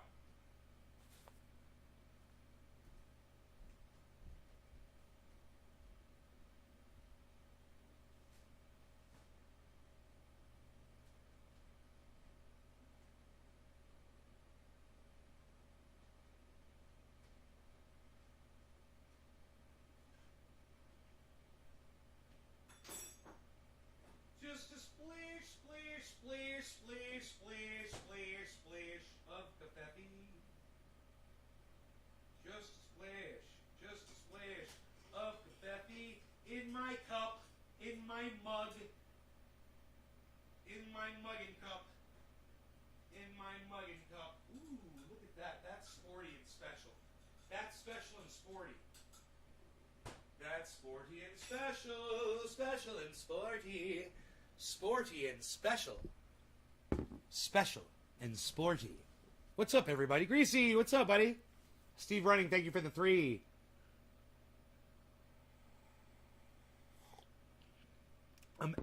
I'm actively getting my first tattoo. Any tips, guys? Greasy, yes. Some triage oil on the tattoo to keep it from hurting you.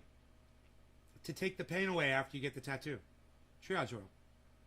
Call it tattoo oil, bro. You need some fucking tat oil, bro. You need some tat oil, bro. Look, that's one that's got still one of those old stickers for the California regulations back in the day. Is in compliance with California Prop, blah, blah, blah, whatever. Fuck that legal shit. Mumbo jumbo. That's history right there, son. Remember when they used to regulate cannabis before Nate became president of the world? I never got one, but best advice, don't get near anyone just in case they decide to tap you on that area. I never got one.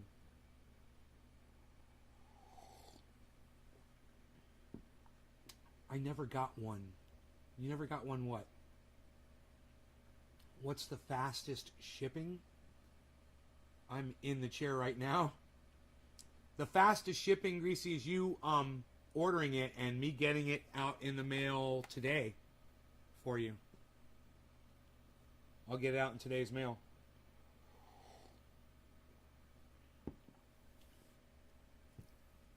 If you want it.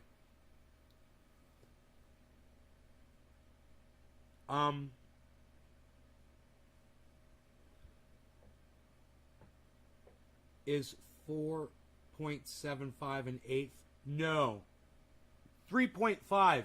3.5 grams is an eighth. 3.5.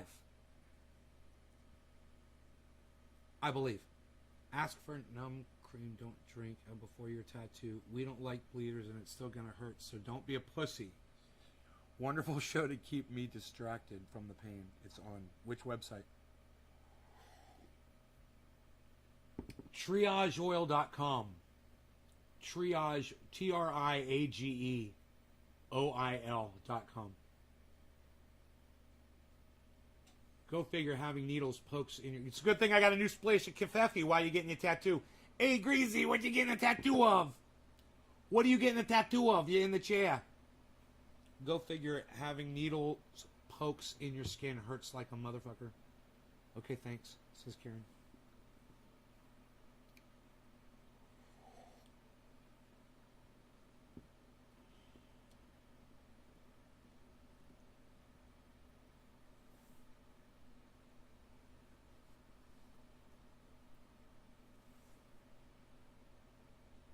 Super Size Me. That was a good movie.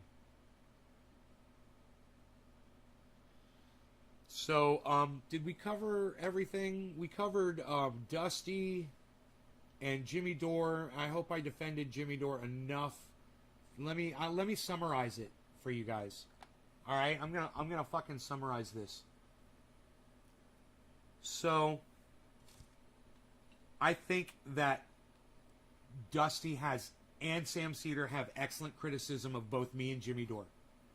Okay, excellent criticism. At the same time, I think they've got a blind spot when it comes to Hillary Clinton. And if they didn't, they'd have just as much of a struggle with this issue as Jimmy and I have with it. I think we all need to be nicer to each other.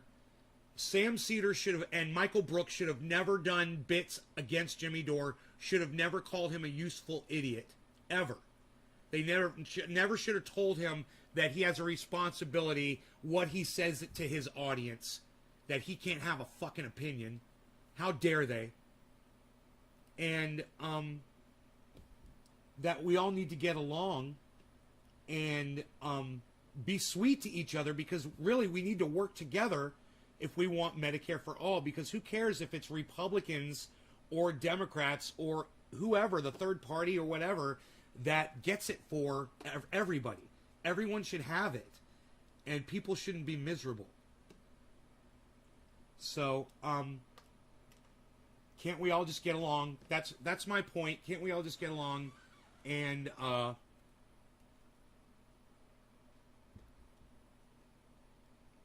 let's stop calling each other names, Dusty and Sam. Jimmy doesn't call you guys names. For the most part, he doesn't. You guys talk so much shit about him, you know, and it's a turnoff. Number one, I mean, it's a turnoff. My mother and Tim Black told me about it, but now Tim Black does it too. But you stop bashing each other, and you stop with the name calling, and understand that you don't control what goes on. None of us control what goes on from an audience perspective, what goes on in politics. And this is more for entertainment.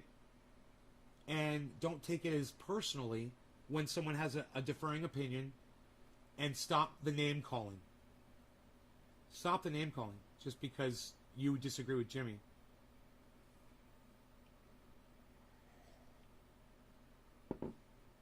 There you go. That summed that up. I had to just kind of put that together in one little. I hope that was fair. Does that sound right? After what? See, you guys don't know the history, and I do, and it's kind of not fair. If you had heard Michael Brooks and Sam Cedar bash Jimmy Dore, and you already heard Dusty name call Jimmy Dore in this segment, so there's no doubt that goes on from Dusty.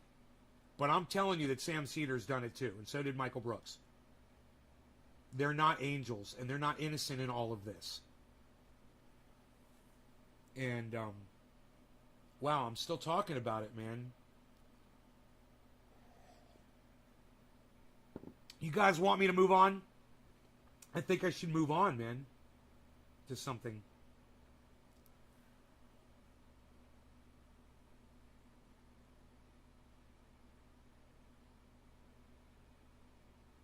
What the fuck does Eddie Van Halen do at the end of that one run right before the...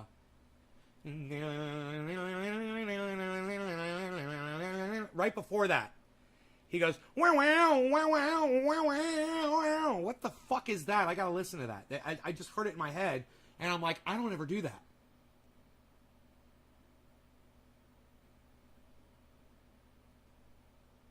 It's like, wow, wow, wow, wow, wow, wow. Wow, wow, wow, wow, wow, wow. Something like that. I got new guitar picks. All I need is new strings, but I got new picks. I got the strings here. I just got to get off my ass and put new strings on. But all my guitars have strings on them. I'm just saying, they all got strings on them. They all got strings on them. All my guitars got strings on them. All my guitars got strings on them. This pack is sealed. Don't worry, it's sealed.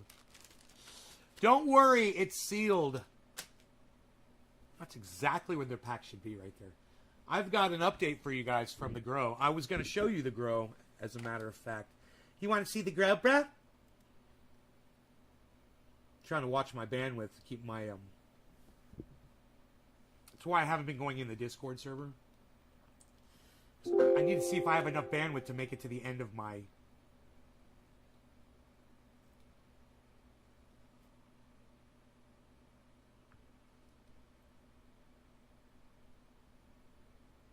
plan.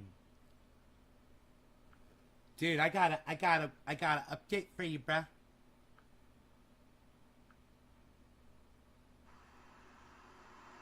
I got an update for you, bro. It's just a visual, but I think you guys are gonna like it. It's just I don't think I say anything, but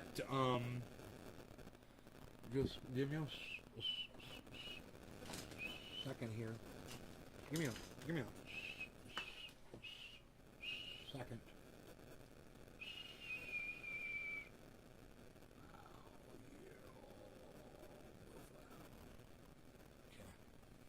It's yellow because I've got the lights on.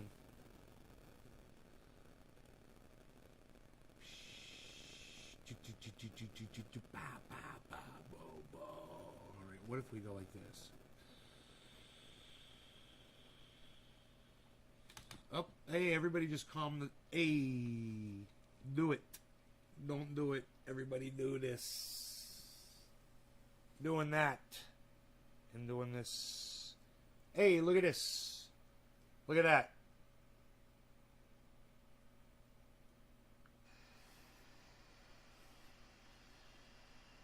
It's just the sound of fans. The sound of fans.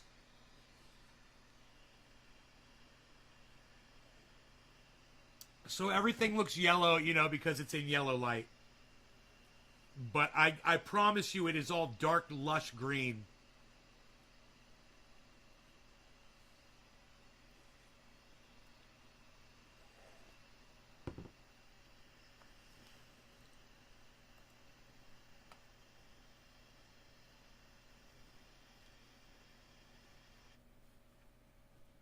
Now, and there's the live shot of my outdoor grow.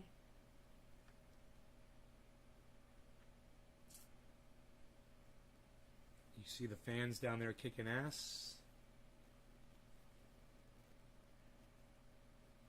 And I might want to turn that fan a little bit to the left. Yeah, let's do that. So it moves the plant number 1 a little bit more. It's not moving the plant. It's just moving a little bit of the branch there.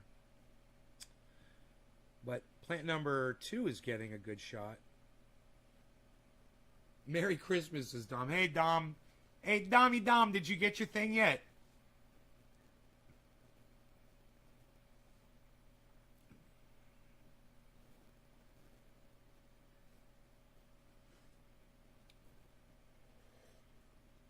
Hey, Skull, can we call it cannabis on my live stream, bro? Because the word weed means useless plant.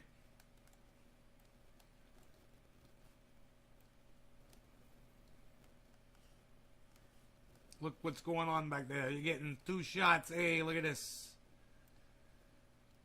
You're getting a live shot and you're getting that shot. It's too much. They can't handle the CPU usage is too high. Too much on the CPU usage. It's beautiful, isn't it? Now you're getting the influx of both videos simultaneously. Oh, okay. I was wondering why you said Merry Christmas.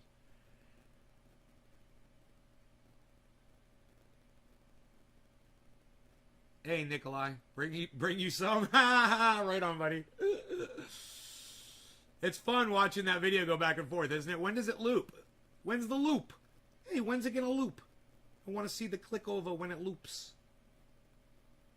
We get the circle of death when I ask, hey, Dick, did it just loop? Did it just loop right there? Was that it? I don't know.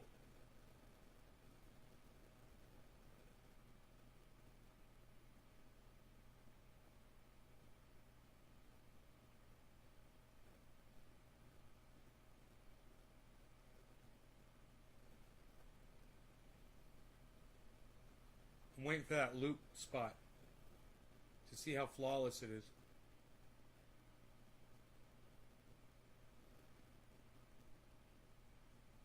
Here it comes. Yeah, there it is. That's not bad, man. That loop, I was almost in the exact same spot when I started that video from when I finished it. That's pretty goddamn cool. That's worth watching from a different angle here. Let's do it like this. Here. Let's oh shit. Here it goes. Here it goes right here. Watch for it. Right coming up. I believe it's right.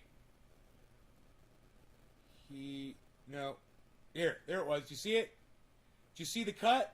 The junk cut? That was fucking awesome, dude. It's like an endless loop of the downstairs grow. That was totally unintentional. And you barely even notice that it loops.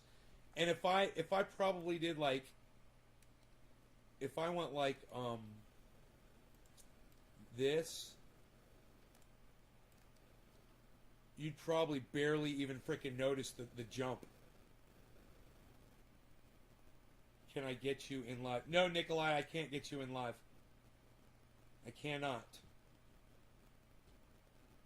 Okay, here goes the jump. Watch this.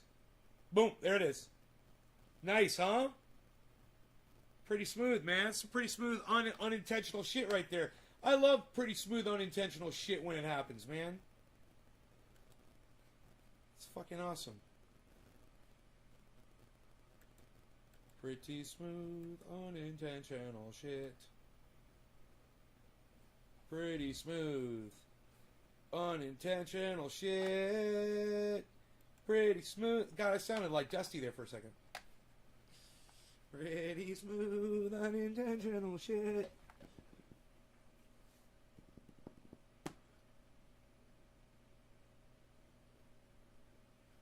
I'm ripping it out right now. Bleeding heart vine? Really? Invasive and indestructible. I'll tell you what, you know, you got to watch those goddamn pole beans. That reminds me, I should go down there and pick some pole beans and bring them up here and show them to you. You guys want to see some? They're going to be ready every day. You know, my whole thing is just to not get stung. Hey, Dickie. Dickie dabs. Dickie dabs with Dickie. Hey, we're going to do some Dickie dabs. I don't know if the camera's going to stay connected. I might just bring up my other... here, let me get rid of that page. I might just bring up my other software here. It might be a little bit more reliable. Because I think it's got less cams running through it. Let me see here.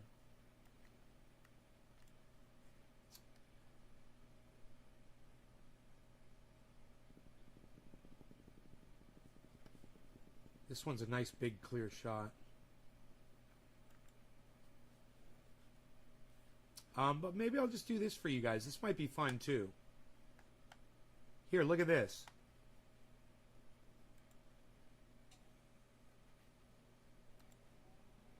Peflau.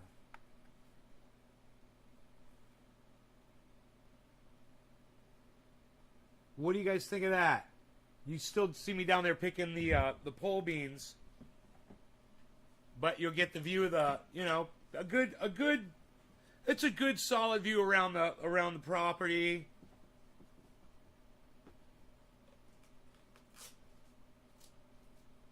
Pretty cool, huh? Pretty cool, huh? Take us with you. Yeah, you'll see me down there getting some pole beans. I'll be right back. I'm just going to tie my hair back to go down there. I'll be right back. Take a sip of my coffee real quick. Pole bean! Rogie, you're my little pole bean, buddy.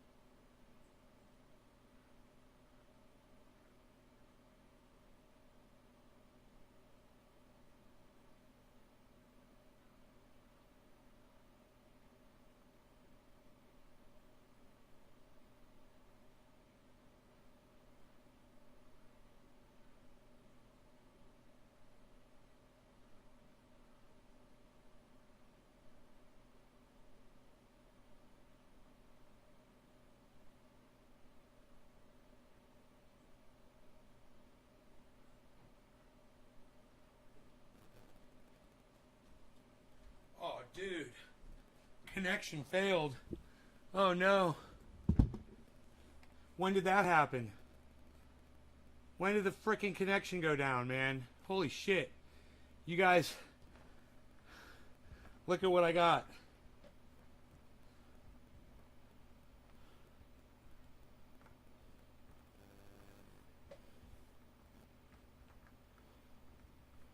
I thought I was going to go down there and get like a few.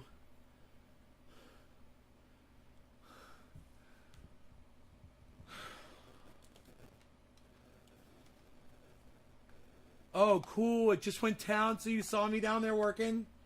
Cool, man. Good.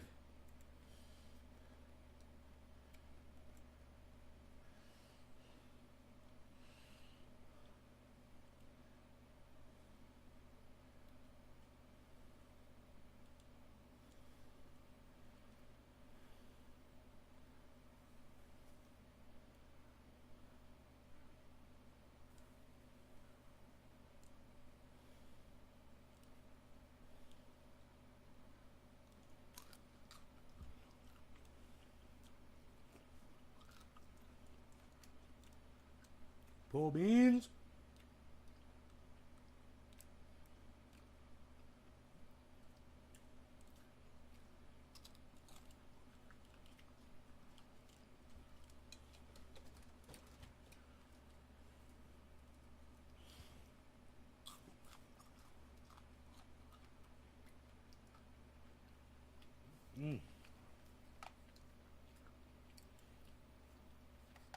I'm so glad you guys got to see all that. You saw how big the plants look next to me?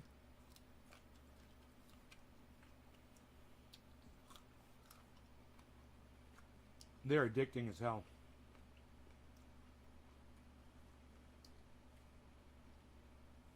I have a feeling they're really good for you.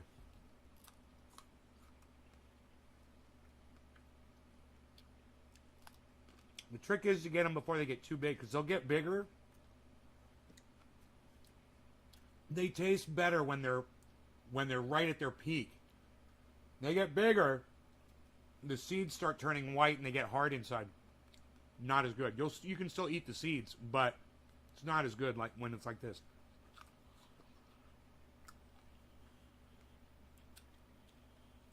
I mean, look at this one. This one had to be picked. Look at how big it was getting. See, the seeds were turning white. See that? You can literally pop the seeds out of these. Watch.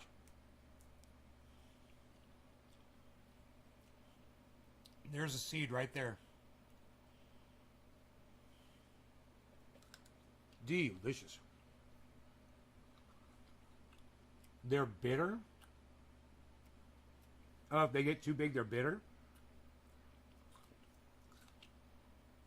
Really? I don't know if I remember that. Oh man, the small one's so nice.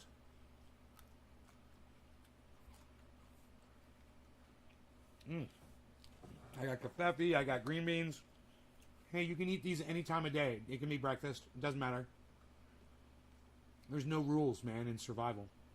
You know? You eat what you find and you eat it, you know? When it's fresh, right then and there. I don't know, Charlie. This is pole bean. They're called. The seed said pole beans when I bought them. Sugar snaps. Snap peas.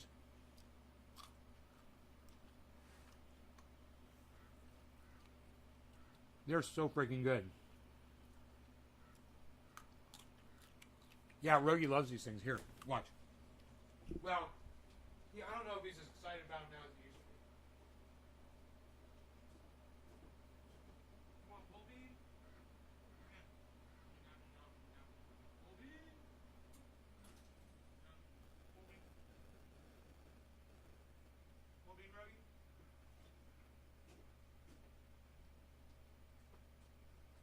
He's sitting in the yard looking at me like I'm a lunatic, like he always does.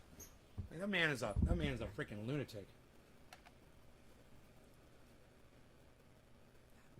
freaking lunatic, man. Yeah, I'm mowing right through 'em, man. This is my food.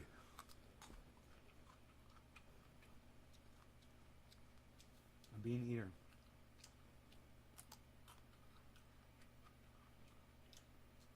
Like a weed eater.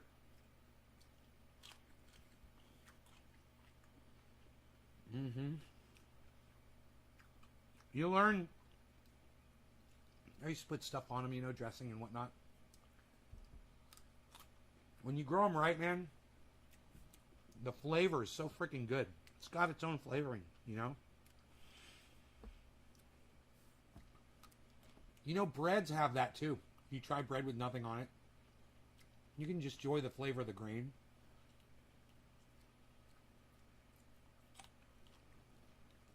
It's crazy.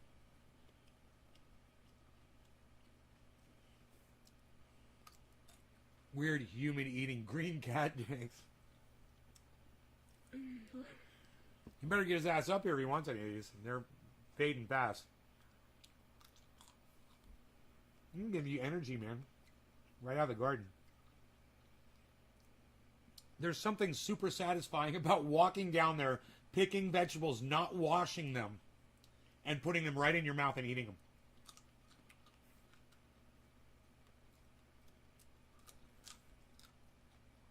I don't have a lot of bugs crawling around in there. But I did see some spider mites on plant number 1. I gotta fucking spray that shit and make sure they're fucking dead. So, I think I'm gonna go with some more Organicide.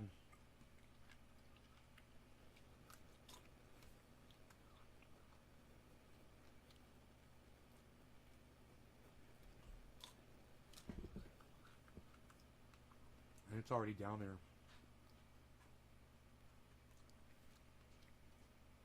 I was trying something different. Yeah, Organicide. Dish soap.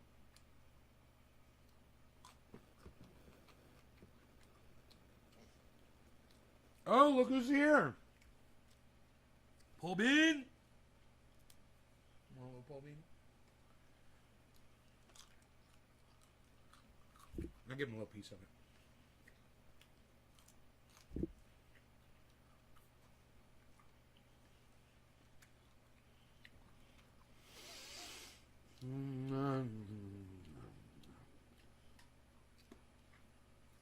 I gotta say, just raw, man. I have a feeling it's healthier eating them raw than it is cooking. You probably cook some of the vitamins out of them.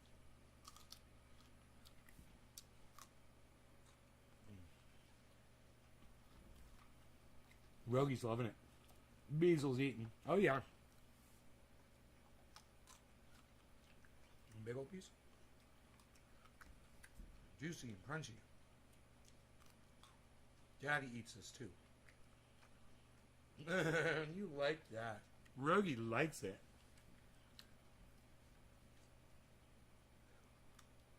Bigger one?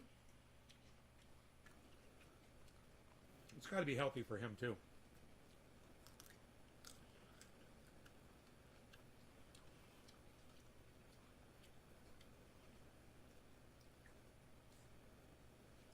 I told him, I showed him the pole. I went over to the balcony and I showed him. I was like, nom, nom, nom. I showed him I was eating pole beans. So he eventually came up.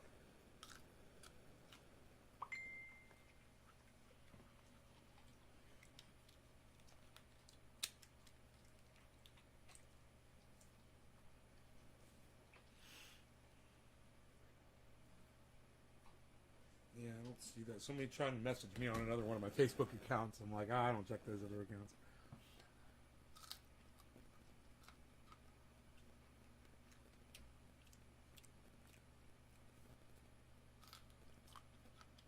Iceman's still here, or did he leave? What day is today? Is it a weekday? Today's Saturday? Iceman! Yo, Iceman! Yo, Iceman! I only got 2 beans left, bro. Rogi got sick of it. Rogi and I stopped eating at the exact same time. Yo, Iceman! It's fucking Saturday. Where's Iceman? Iceman. Yo, Iceman.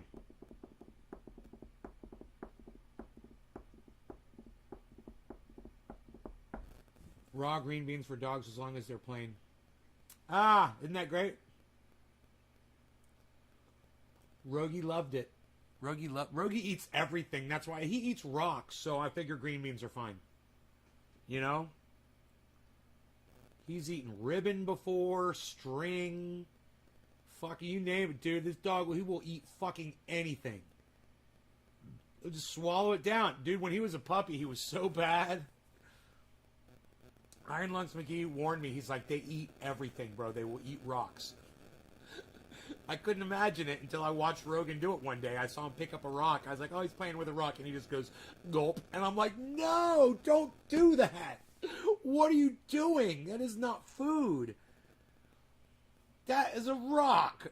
Why are you fucking eating it? They call them Chinese long beans. Rogie's so cute. I love you, Rogie. You like your po beans. Rogie like your po beans. You guys see him? I don't know if you can see him over there, man. He's just fucking chilling on his pad that I made for him. He loves his pad. You love your little bed that Daddy made for you. You love your little bed.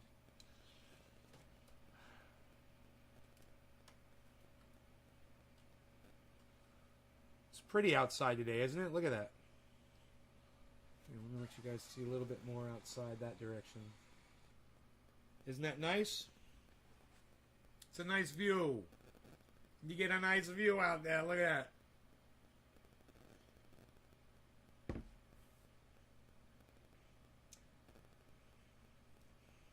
It all depends on what's in the very center of the screen. That's what I've learned.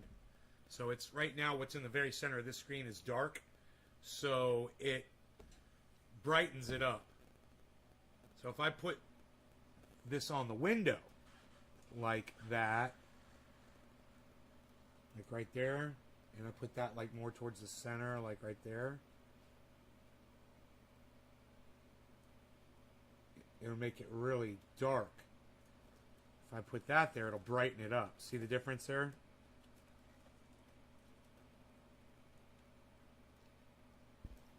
Interesting. Very, very interesting. This way, that way, the other way. Trying to get it so you could see. There you go. That's nice. That's nice so you could see outside. I got a nice little deck area out there with the table and chairs. It gets used. We hang out there, you know, when my friends come over and shit. It's nice, man. You get a nice view of the whole corner of the property from there. A view of the mountains. View of the pond. You know? It's a fucking beautiful day here too. 68 degrees. It's 82 outside right now in the shade. 82 degrees.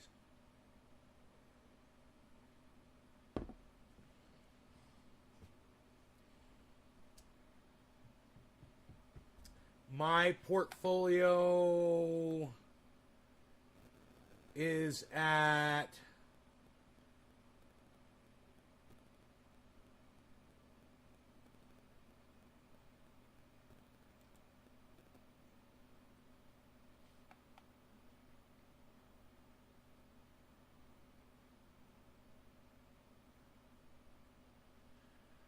it was at 13.6%.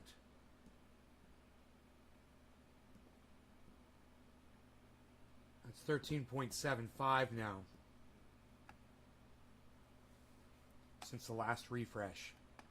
So I just went up like $500, which is nice. Bitcoin is at 49,942. But what's crazy, guys, is Ethereum today.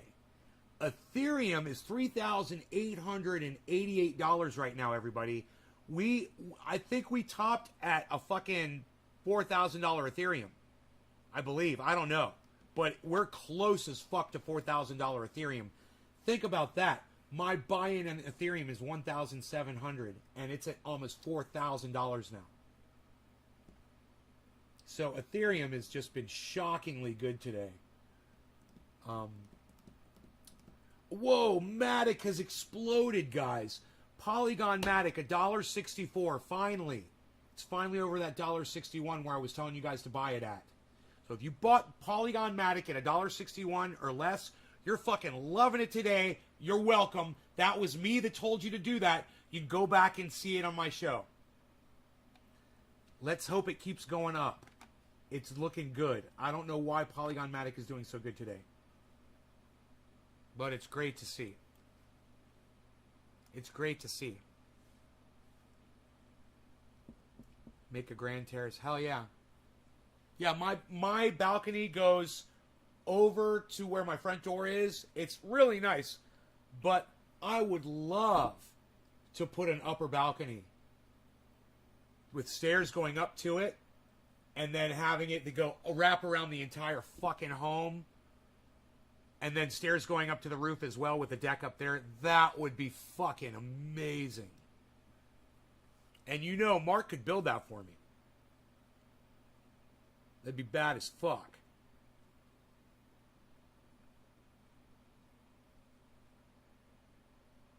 He'd be so down. He'd be like, yeah, we could do that. Fucking easy. No problem.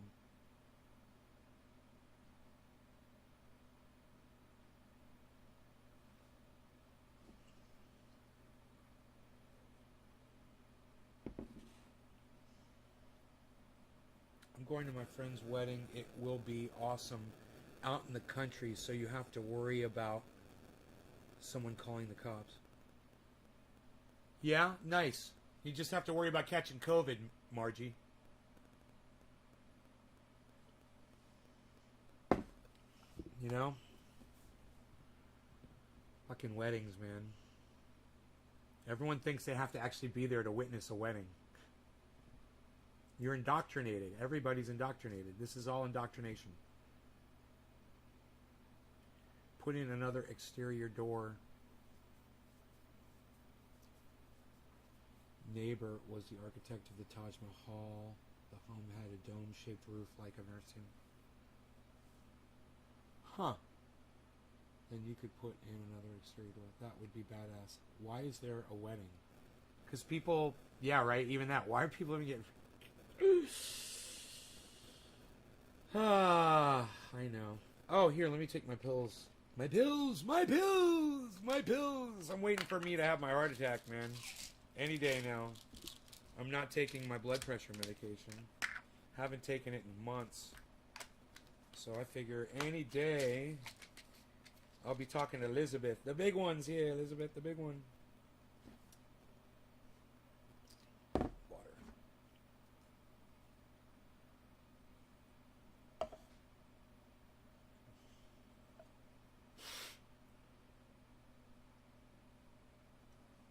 You have a date?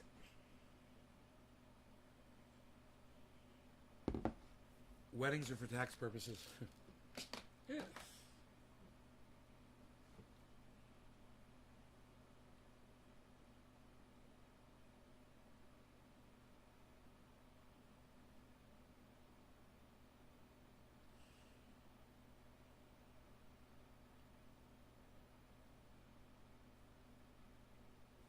Did anybody count how many pole beans I had? I never counted them. I wonder how many there were. There's only 2 left.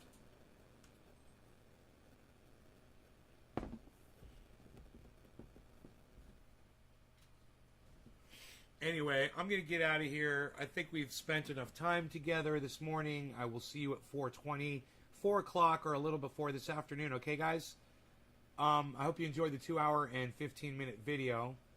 I love you guys. And, you know, if you guys have something you want me to discuss, make sure you come on over to Twitter and tweet it at me.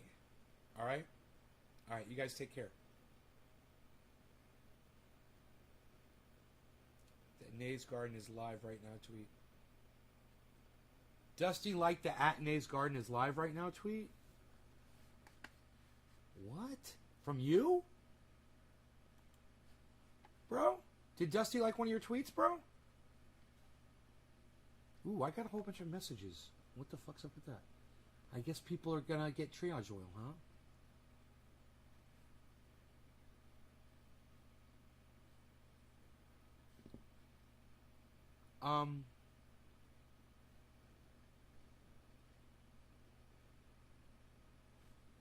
don't I see it yet?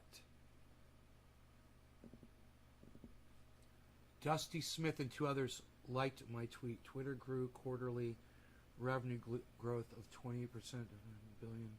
They aren't going anywhere, folks. Dusty Smith liked my tweet? Dude, he liked one of my random fucking tweets?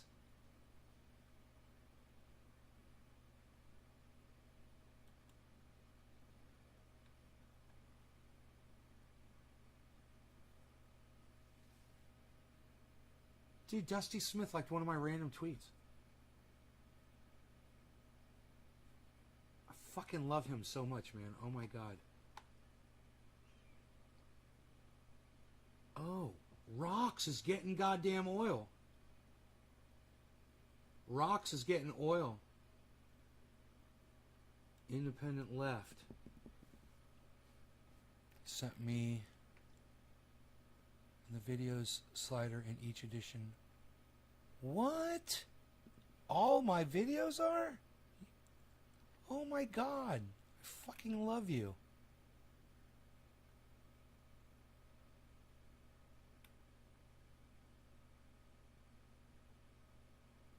Oh my god. Thank you so much. Holy shit. Alright, man. I've got some triage oil to ship out to people that listen to me on the live stream. You guys were all, it's so funny. J-Bone's like, I gotta go back and watch that. I'm like, you guys pay attention to what this lady's gonna say. Oh my god, that was so fucking funny. Oh my god, and you guys are all just like... Hey, Nay, having a rough day. Monique, why? What's wrong? Tell me. What's wrong, Monique? I was going to leave. But I'll counsel you. What's going on? I'm now Nay counselor is in. Ding. I'm the Nay counselor. I said I'd be a counselor. He liked my tweet, too. I said that you were live right now. He liked your tweet, too. Why aren't I seeing your tweet? It's bothering me. It's bothering me. I want to see your tweet. Doc, free Julian Assange. Is live right now. There it is. I see it. Bro, it's not showing me that he liked your freaking tweet. Can you believe this? You tweeted it at him. 1 like. Liked by Dusty Smith. Dude, I'm retweeting that.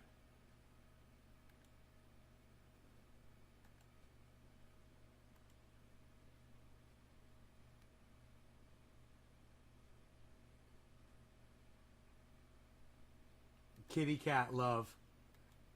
Kitty party. Hashtag kitty party. Dude, everybody should tweet hashtag kitty party at Dusty. And let me explain something to you about Dusty Smith. Okay. He's got a little bit of a blind spot. And I'm sure I do too. And I'm sure everybody's got a little bit of a blind spot. Right? And that's fine. But man, he makes up for it in his love for animals. I'm picking up that dude that flew in from Bahamas and a guy yelled at me and scared rescue dog and it ran away for 4 hours. Oh, what a day. Did you find the dog, Moni? You found the dog, though. So it's not so bad. You found the dog.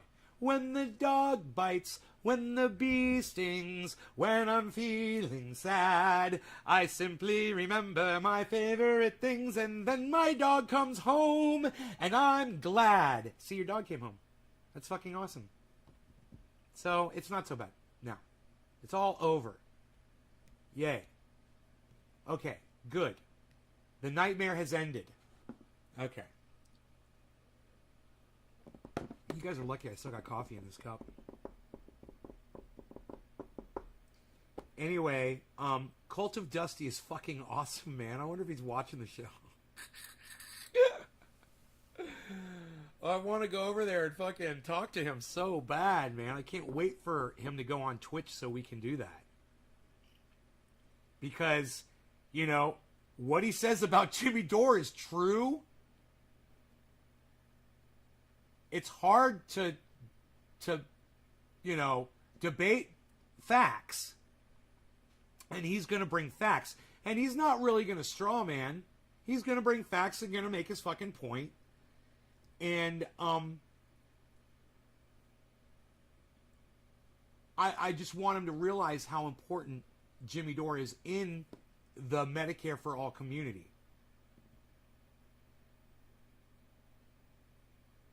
You know?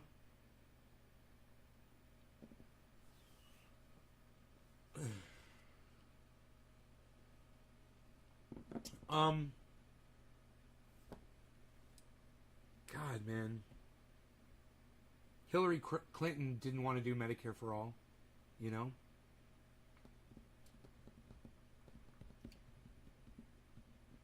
I wonder how Dusty felt about Bernie Sanders when Bernie Sanders was relevant. You guys like the way I said that? Good, I'm glad you're doing better. You lost your glasses when running after the dog. Oh, well, you're doing just fine, Monique. Did you see the video he posted about the extremist anti-vax and mask people? Which one, bro? Which one, man? He posts a lot of videos about those kinds of people all the time, man. I watched his short uploads about, well, that one right there. That was the last one I just watched. The one we just watched where he uploaded about Jimmy Dore. And, you know, Sam Cedar debated.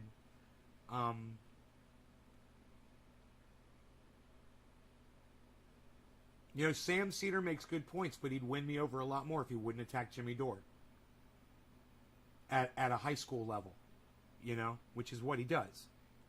He throws mud at Jimmy Dore instead of just sticking to debating, which he does great. I don't understand why he just doesn't remain an adult and stick to debating. You know, these guys, all of these podcasters, I bet they're all praying that I never start taking this shit seriously. And then I stop with the whole, you know, your mom's a cunt thing. I bet they're praying that I don't do that. They don't want me entering that arena.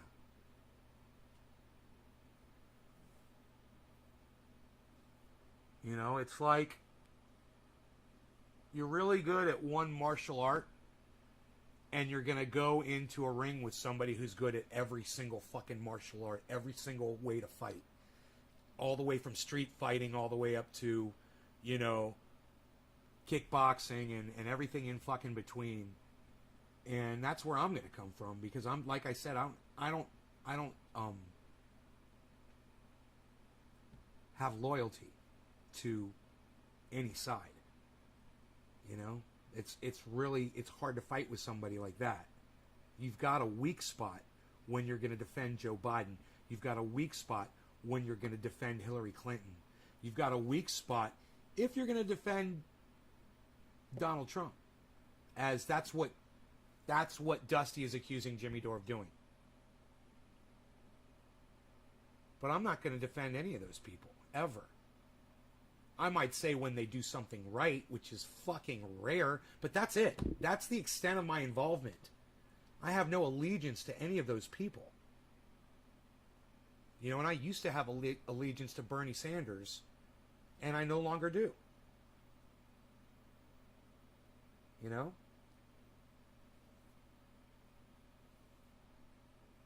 It's not because, you know, I've learned something different. It's because they fucking let me down. You know, they promised this, they promised that. They proved time and time again that they aren't going to do it.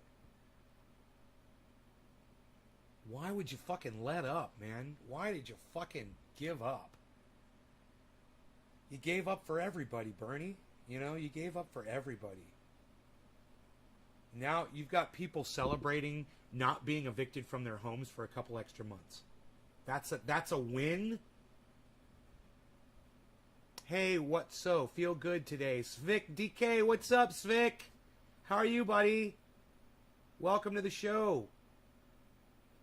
You're in Denmark, huh?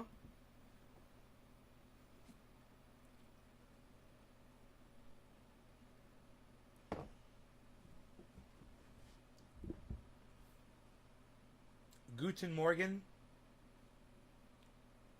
Or is it evening over there? Why do I have my shoes on? Unbelievable. I can't smoke if my shoes are on. What am I going to do? I'm not going to smoke. What is this, ashes right here? Nobody's even smoking ashes anymore, pal. What are you doing? Love from Denmark. Nikolai's in Denmark, too. Are you guys claw? You guys claw? It was with your bongs? You got a bong head? Are you claw? I hope you're not mixing any tobacco with your cannabis.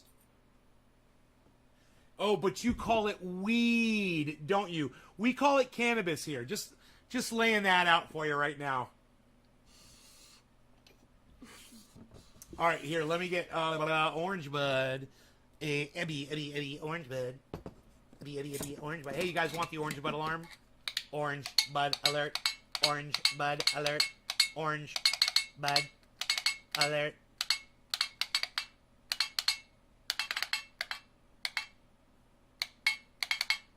Orange bud. In Morse code. Orange bud alert. Orange bud alert. Orange bud alert. Orange bud. Orange bud alert. Orange bud. Orange bud alert. Dude, Dusty said this new game is coming out on Twitch this week, and that I will be welcome to join him on Twitch and discuss Jimmy Dore. Now, I want to talk about way more than Jimmy Dore, and I'm not talking about debating. I agree with Dusty on almost everything he always talks about, and I just love the man, and I just want to talk to him, you know, have a conversation with him. Just talk to him about, you know, things I've learned along the way. Talk to him about the way he's been subverted on YouTube. Talk to him about, you know, living off grid and organic growing and, you know, growing your own vegetables and just being able to eat them. And, you know, his love of animals. He's the man's got my fucking heart. And you know, when I didn't watch him anymore, I didn't realize everything about him. I didn't know he was running a pet rescue. And that would have helped a little bit, and I probably would have reached out to him more. But I did leave posts on his YouTube channel saying, dude, I'm not going to watch you anymore because you've become a racist, or you're saying racist shit, and blah, blah. And that was years ago. And he's totally not like that anymore, man. He's not like that anymore. And I fucking love that growth. And I love the persona that he portrays on his show. And I love the voice. Dude, he's so fucking funny. His segments are so fucking great. You know? His segments are amazing. It's like every segment, you're so excited. Like, oh, great, he's got a fucking another segment coming. And his segments are so funny. So, I'm really looking forward to having that conversation with him, and I hope he realizes that I have no animosity towards him ever at all. Especially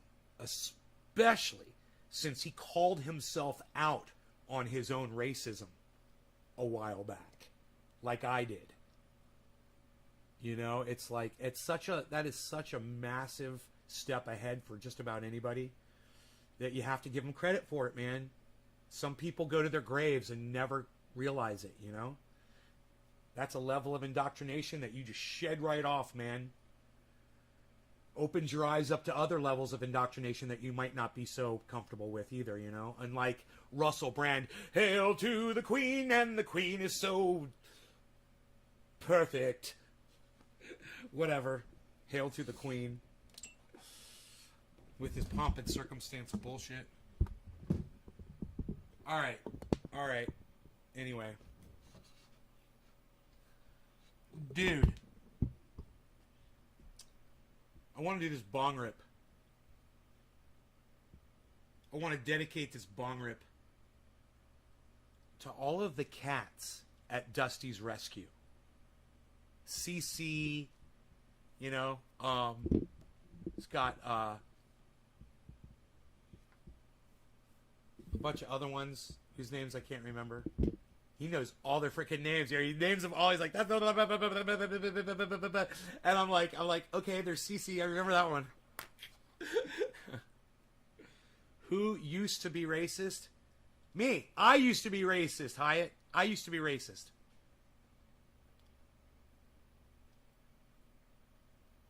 But we're talking about Dusty, Cult of Dusty on YouTube. He used to make racist comments and he stopped doing it. And he called himself out on it. I was like, oh, fucking, I don't watch. Someone's like, do you watch Dusty, Cult of Dusty on my show? You know, like a year ago or so. I was like, fuck, no, I don't watch Dusty. He's racist, man. I used to love that guy. They're like, he's not racist anymore. I'm like, what? Dude, if we could go back and find that show, that'd be fucking hilarious. Because that, dude, that shit wakes me up. You know, if Tim Black did that shit, I'd do the same thing. I'd probably send him fucking money. You know? Prince William's backing. Really, Billy? I wouldn't even understand that. When he's talking about the museum, and shit. I'm trying to do this bong rip. What did I used to say? What did Dusty used to say? Well, one of the things that Dusty used to do on his show, and he would mock black people, and this was probably more subconsciously, but when he would talk like someone who was black, he would mock the way they speak. That was the thing that really pissed me off. That was the thing that made me stop watching him. I'm like, you can't do caricatures of black people on your show, bro. You know? Your white ass can't get away with that shit. Not with me. You know, it's just it's the equivalent of wearing blackface. Or telling racist jokes, or using words that might not be as hardcore unaccepted as the N-word when talking about black people, but maybe finding words that are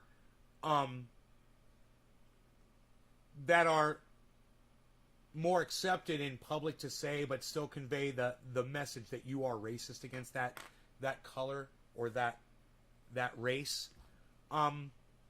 That's pretty much along those lines. You know, I would say beyond borderline racist. It's racist. You know, if you're supporting or drawing comics of black people and exploiting traits that you feel separate them from other people in those comics, or any other way or whatever, you know, that's basically what you're doing when you're trying to talk comically to accentuate those differences, right?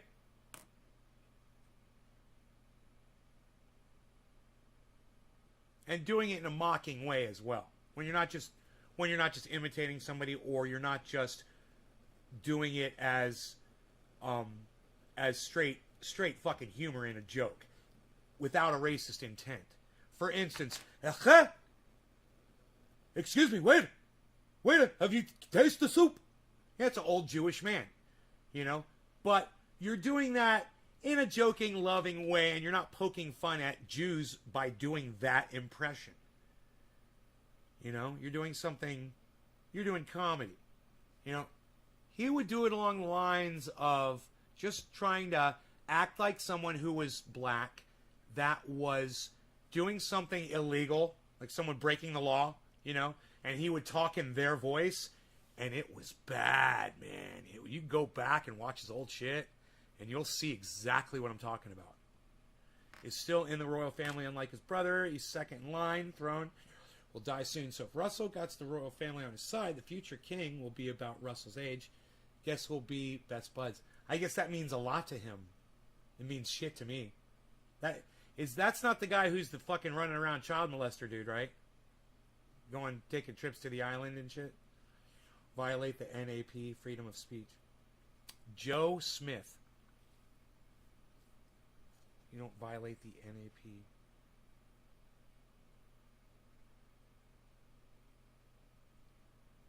Well, right, Joe. It's as long as you don't violate the NAP, whatever the fuck you're talking about.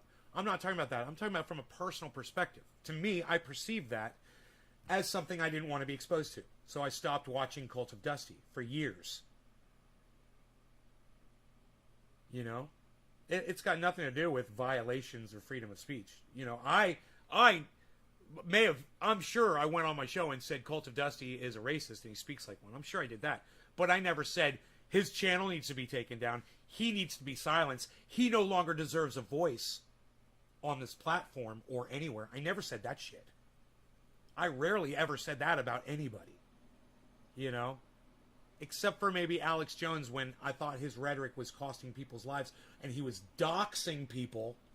Which, oh, by the way, Sagar, yeah, doxing people is against the law, you fucking idiot. I want you guys to watch this because it's fucking shocking how stupid Sagar is. Watch this shit. Watch this. This is how dumb this motherfucker is.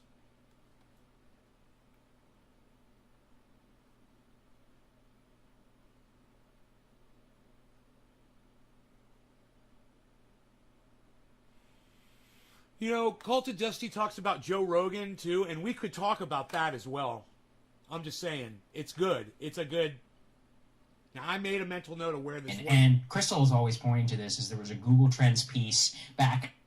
Where this was in the video, it was earlier. Is doing this level of thinking. Well, what's funny is that, here's the quote from their actual website. Getter is a not biased social media network for people all over the world. Getter tried the best to provide best software quality to users. This is good, though. To express their opinion freely. So the terrible grammar and all of that aside, there, what are they trying to get at? I mean, I do think they're kind of walking themselves into a problem, and you're going to see that, like the jihadist thing. That's how it always starts. It always starts with the jihadists and the white nationalists, right? Because they always flood. This time, so it's like Gab. I think the same thing happened over there, and I think Gab also. What was a synagogue shooting or whatever that was transported? They had to go and take a bunch of stuff down, and I always see this kind of with these like very, very pro. That's like, look, eventually one of these things is going to happen. Thank you, Kevin. Now the real question is, what do you do about it? Because especially whenever it's in violation of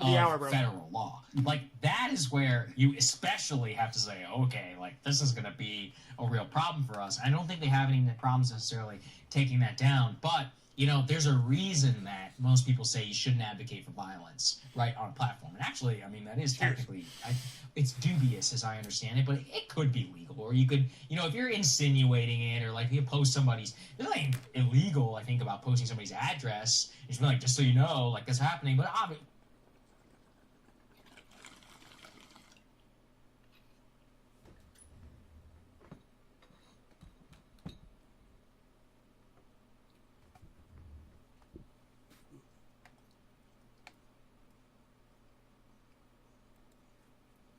understand it, but it could be legal. Or you could, you know, if you're insinuating it, or like you post somebody's, there's nothing illegal, I think, about posting somebody's address. Illegal, I think, about posting somebody's address.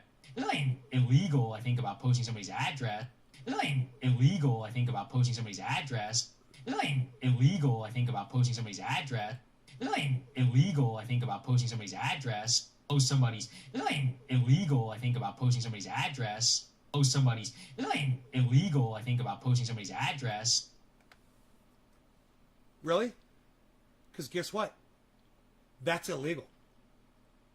And you can go to fucking jail for that shit if you get caught doing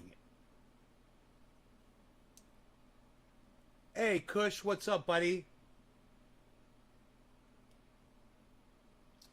So,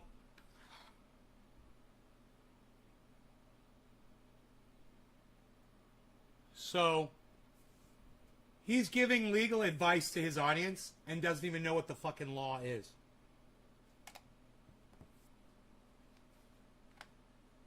He's talking about social media.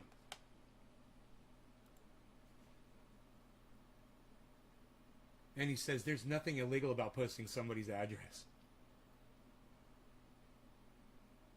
This motherfucker thinks he's a goddamn legal expert. He does not understand the law. He doesn't even use Google to look up his own bullshit and then come back and tell his audience, give them the retraction that they fucking deserve. He sits there with his stupid fucking paisley ties and lies straight to his fucking audience. I'm just saying, man, you know, it's fucking important. That's important. That's a point that, you know, people should know. Yeah, if you post someone's address on the internet, you're breaking the fucking law, and if you get caught doing it, you could go to fucking jail. Don't tell your fucking audience there's nothing illegal about doing that. Do you guys want to hear this fucking dumbass say it again? Or you guys heard it, right? You guys heard it and you don't give a fuck? What is it? Which one is it? Let me know. If you don't care, because I'll just turn it off. You know, we don't have to listen to it. It's fine. I don't mind.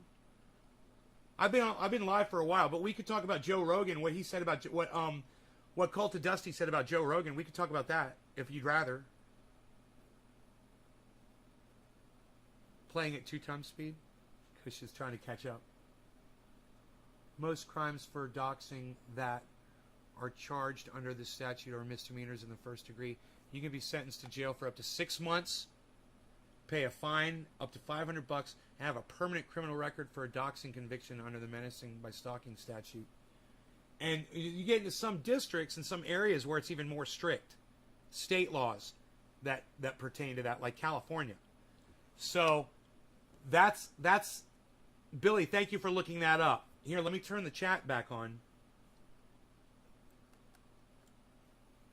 Look at what Billy posted, everybody.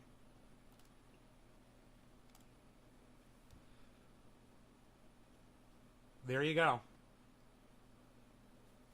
You know, I don't understand why Sauger's so fucking why he's so ill-informed, why he's so stupid, and why he just makes shit up. He just pulls it out of his ass, and he's such a fucking Republican. He's literally just trying to protect Republicans right now who do shit like that.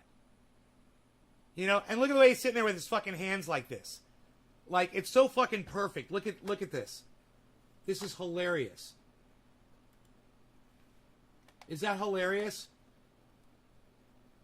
Is that hilarious, the way he looks right there? He looks like a Tyrannosaurus Rex.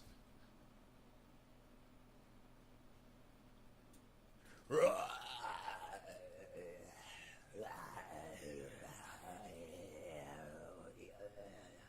are worthless. Yeah, Billy, why did you say that?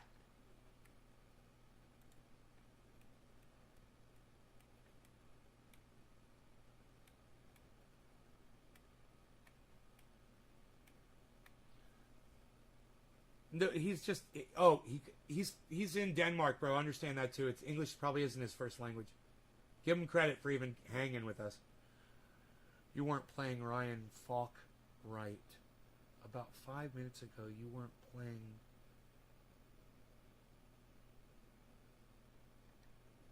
Ryan Falk. No, I think Dusty was talking about Ryan Falk, I believe.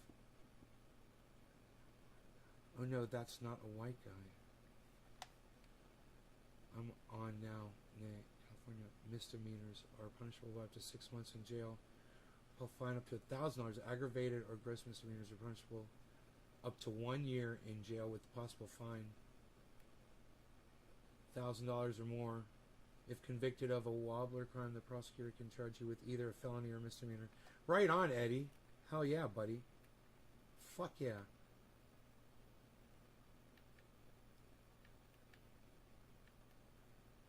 Ryan has a deeper voice anyhow. The dickweed laughs at my serious comments. It's annoying. God, well, you know me. Yeah, he doesn't understand though, Billy. Understand? Sometimes he can't perceive everything that you're saying. Just give him a break, because he's from another country, brother. Just so you know, man. You know, his English might not be perfect. Just so you know. Here, let's get... Do we want to get rid of this, or do we want to hear him say this again?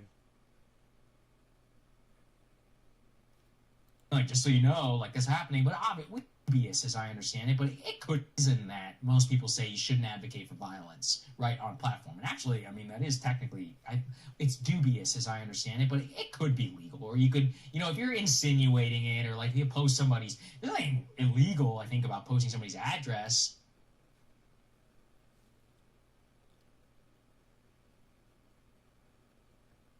He said it. I mean, like a fucking idiot.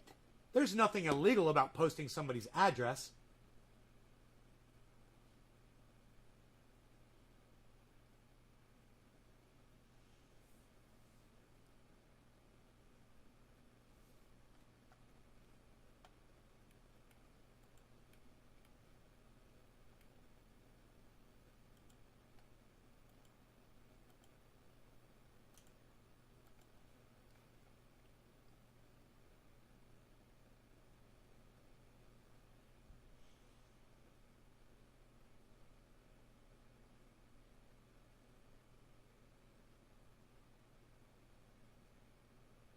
Right?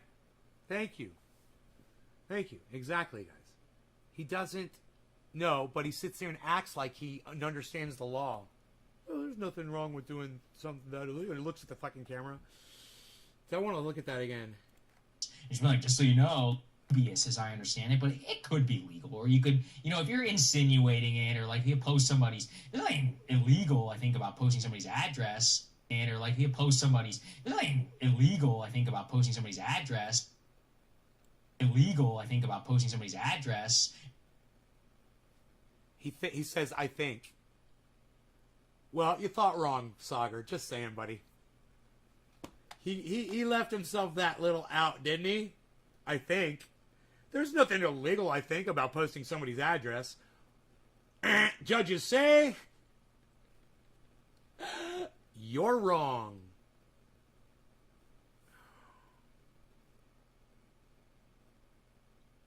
You can face up to 5 years in jail, receive Class 2 felony for posting private information. Fines can range from $1,000 to $5,000. You know? Isn't that hilarious?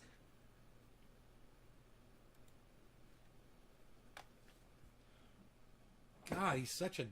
This is a news guy? He's got his head so far up his ass, he doesn't know what's going on around him.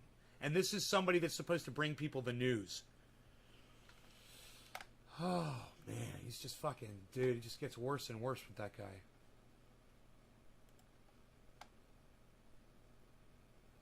So, there's this.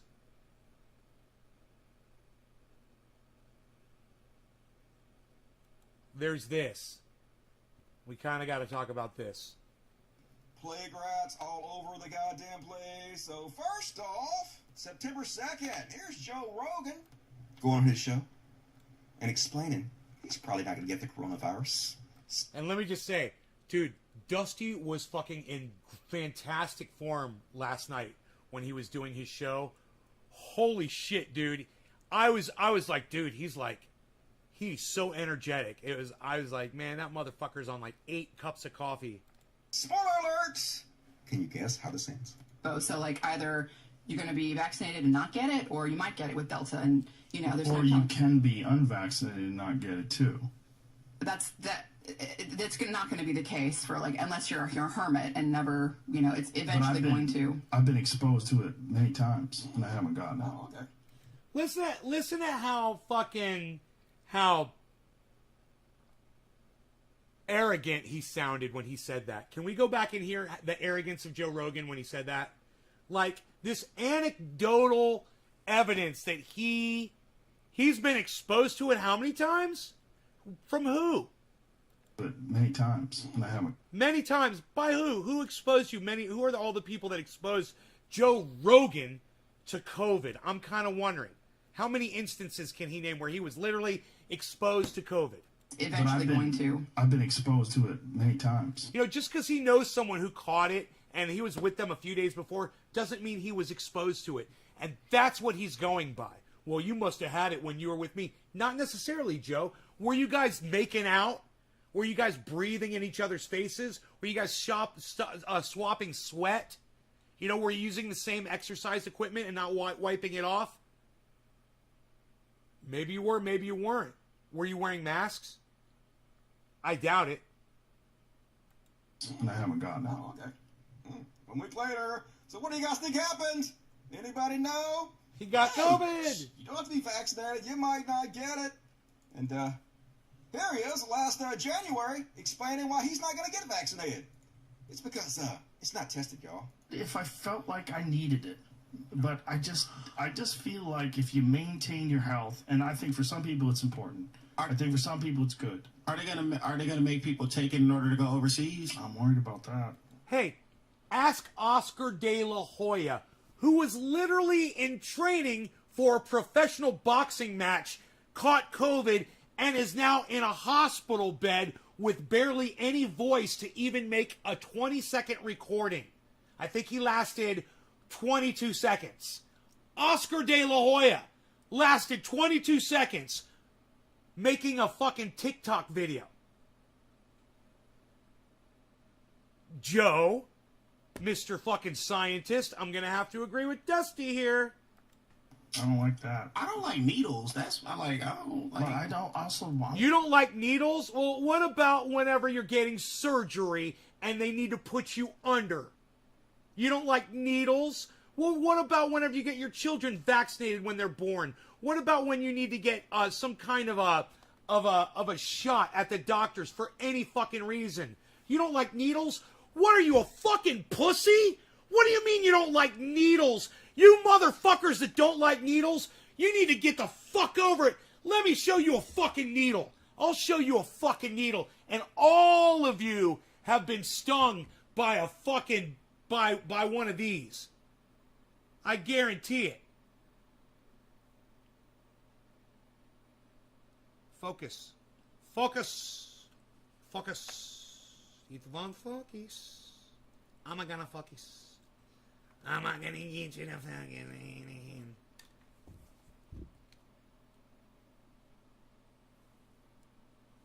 Where's the goddamn? Where's the goddamn? Hold on. Hold on a second. Fucking everybody just calm the fuck down. You want to talk about a fucking needle? Let me tell you, you've all been stung by a goddamn wasp or a hornet. You can fucking take it. It doesn't feel anywhere near as bad as that did. Trust me. That was painful. You know what's not painful? Getting a little goddamn COVID shot. You won't even notice it. I got 2 of them. I didn't even notice them. It's the easiest thing you'll ever have done. Don't tell me you're a pussy and you're scared of a fucking needle. Jesus fucking Christ, you're grown men. You go into a goddamn ring and you fucking punch each other in the face and you say, I don't like needles. I don't like needles. Fucking man the fuck up. Jesus fucking Christ. I don't like needles. I'm a little fucking pussy. But I don't also. I want to know how this. That's I don't like that. I don't like needles. I don't like needles. I don't like needles. Pussy! I don't like needles. Pussy! I don't like needles. You're a fucking pussy! I don't like needles. You're a fucking pussy! I don't like that. I don't like needles. You fucking pussy! Like I don't like needles. You're a pussy! I don't like that. I don't like needles. Man up! About that. I don't like that. I don't like needles. Let me tell you something, man. Needles saved humanity. Man the fuck up, you little bitch! Jesus fucking Christ! Power to the people using Flower Power, what's up? You seem open-minded enough to entertain a hypothetical situation. How would you react to information? How would I react? I wouldn't, because there's 5 billion people who've got it, dude. Alright, it's not a fucking psyop, you idiot. I'm not even going to entertain your little dick theory. Jesus fucking Christ. Dude, you need to be like these motherfuckers and man the fuck up and stop entertaining your little fucking flights of fucking fancy. You fucking freak! How is that? Was that a good answer? But I don't also. I want to know how people fare over X amount of months. Like, what happens in 6 months after the vaccine? How long does it last for? Do you need it again next year? You taking that vaccine? No. Dude, if I needed a vaccine every month to make COVID go away for good so that we could beat it, I would fucking do it. I'm not a fucking pussy. And they're worried about once every 6 fucking months or once a year. Are you fucking kidding me?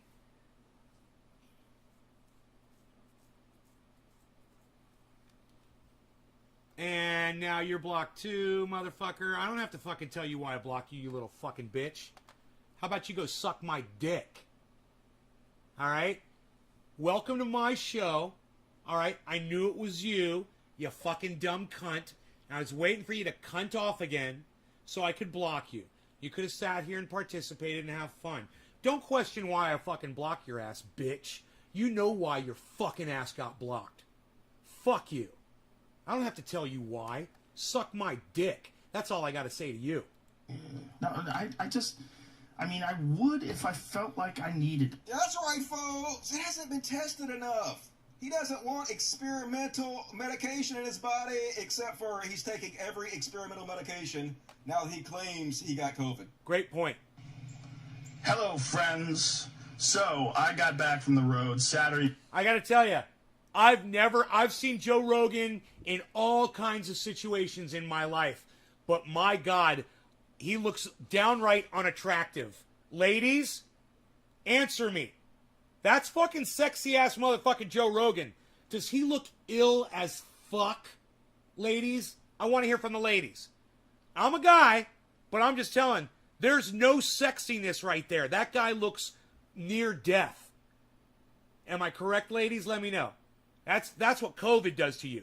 That's what it did to the mighty Joe Rogan. Oh, who takes such great care of himself, and he has all these, takes all these vitamins, and he's sold on all this bullshit. Wow. Look at him. He looks like he's dying. Night, feeling very weary. Look at him. Shocking, right? Answer me. Any ladies in the house? Any ladies out there in the house? I had a headache, and I just felt run down. And just to be cautious, I separated from my family, slept in a different part of the house, and throughout the night, I got fevers and sweats, and I knew what was going on. So I got up in the... Dude, his color is completely off. Now, I know that cell phones and being outside, lighting and whatever can make things look different. He could be standing, he's under trees in the shade, and there's shadows on his face and whatever. But I'm telling you, you want gaunt and sickly, he looks like there's something wrong with him. My goodness, look at how sick he looks. In the morning, got tested, and turns out I got COVID. So we immediately threw the kitchen sink at it. We immediately threw the kitchen sink at it. Oh, whatever the fuck, dude.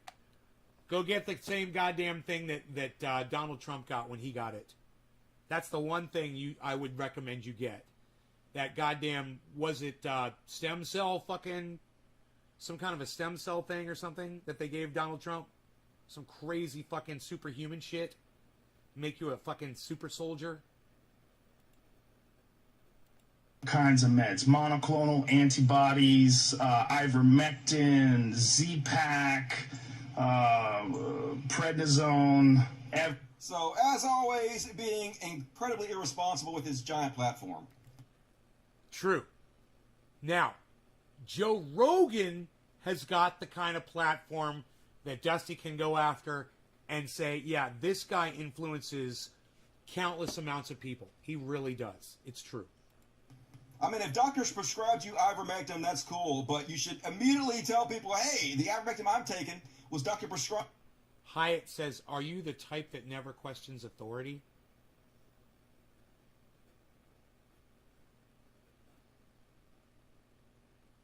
You know, I question authority all the time, dude. You watch my fucking show, dumbass? Are you a fucking idiot, Hyatt? It's not the horse dewormer you get at the feed store. You even pay attention to what I say? Dude. And here's the effect. If I've got 2 ballots that I didn't fill out, and I show off the fact that I didn't vote on my show, and those ballots are always there, aren't I questioning authority by not participating in the authority fucking voting system?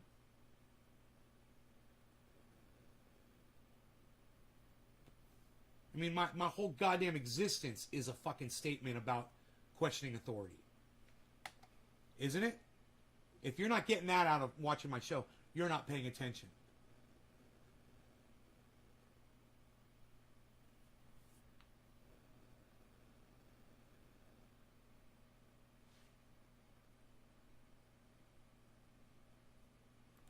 Of him not being responsible, yeah, as soon as...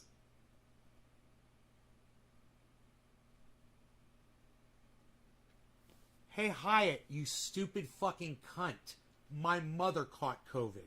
Is it not evidence enough for you that fucking Joe Rogan's got COVID and looks like he's about to fucking die?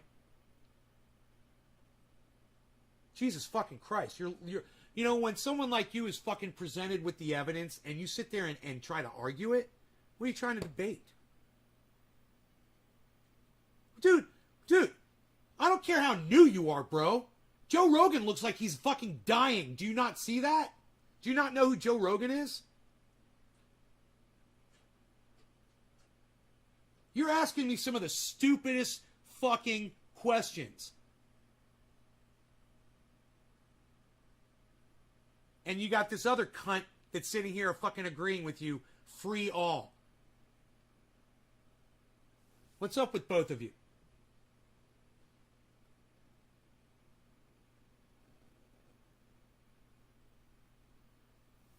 Eddie, this cunt is fucking asking you if you didn't die or suffer intensely. And then said, oh my fucking God, crazy. Hey, Eddie, tell him what you went through with COVID, bro. Tell this cunt what you went through with COVID, bro.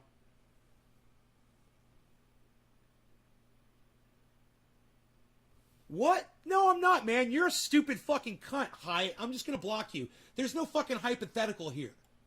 All right? Go fuck off. There's no hypothetical question here, man. You're just a fucking idiot. Do I buy into the whole COVID thing? What? Yo, get the fuck out of here, you fucking idiot. You know, people like Dusty have 700 people watching him when he goes live because he buys into the whole COVID thing too, and they understand he makes fucking sense. How many people watch you when you go live, you dumb cunt?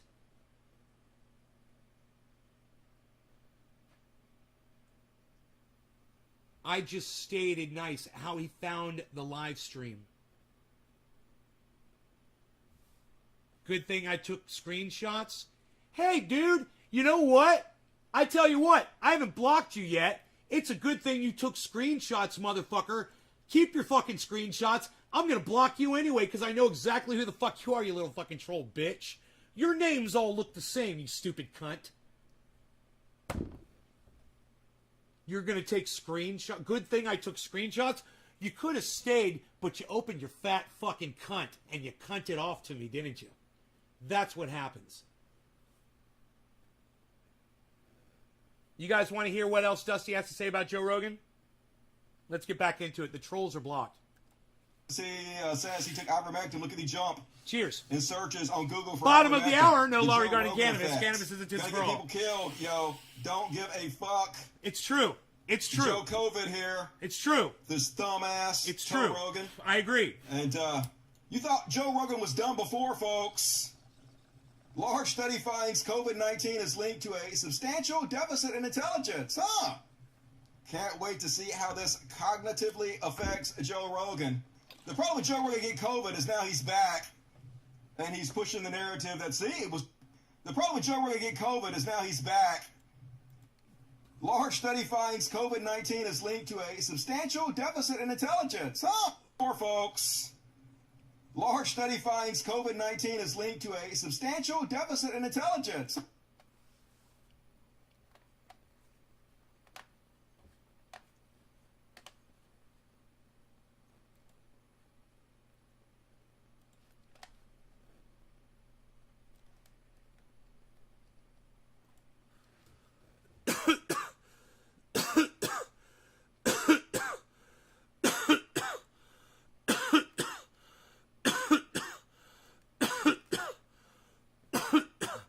So I told you it was an IQ test, right? If you COVID, masking up, vaccine, catching COVID and all that shit.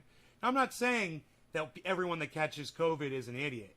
But I'm saying, read that fucking study. Large study finds COVID-19 is linked to a substantial deficit in intelligence. Just kind of read that a few times.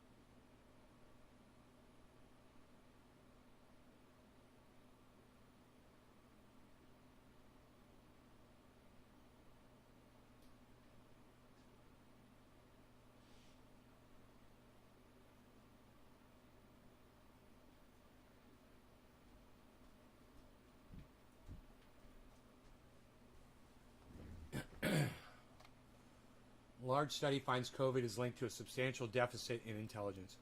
You guys get it? It's not a commentary on if you get COVID you're an idiot. You know? It's going to happen to a lot of people.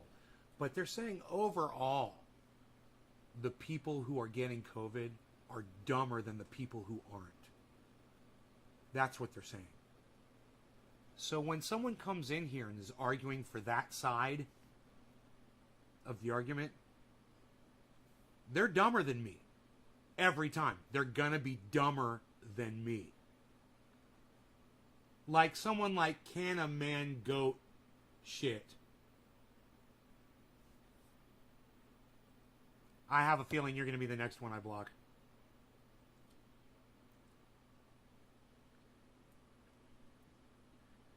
Majority of the people who get COVID are dumb. I said the majority. Yeah, the majority. That's what it says. Large study finds COVID-19 is linked to a substantial deficit in intelligence. I'm not saying it. That study is saying it. Can a man goat shit? Can a man go eat shit?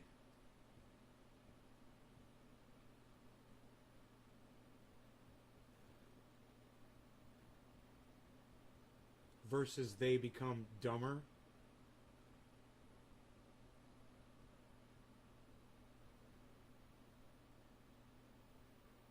So it's only a correlation. Dude, why do you keep asking if it's a fucking correlation? Why are you saying it's only a correlation? You're a fuck. I'm gonna block you right now because you're a fucking idiot. God, you're an idiot. Come back in with another name, you fucking moron.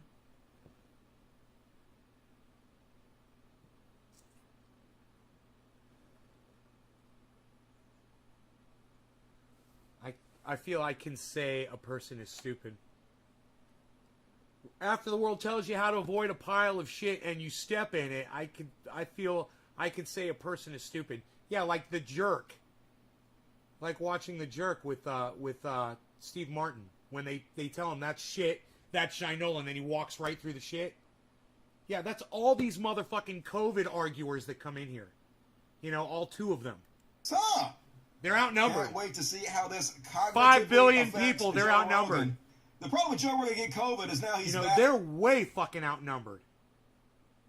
5-3, they're way fucking outnumbered. That's like almost as bad as the Supreme Court is right now. And he's pushing the narrative that, see, it was no big deal. Just like I said it wasn't. And he's also pushing the ivermectin bullshit. So, yeah. Gonna get people killed. Right? It's great when you have $100 million in the bank and you get the best health care in the fucking world. Right? No problem, Joe. But, like, the rest of the people out there, they don't have it like you got it. You had a block. Being incredibly fucking irresponsible. That was really good, Dusty. That was a really, really, really good upload. It's really hard to disagree with you when you stick to the facts and make sense like you do, man. You know, it's really, really hard to do. So thank you for making it hard for me to disagree with you on shit. It's fantastic.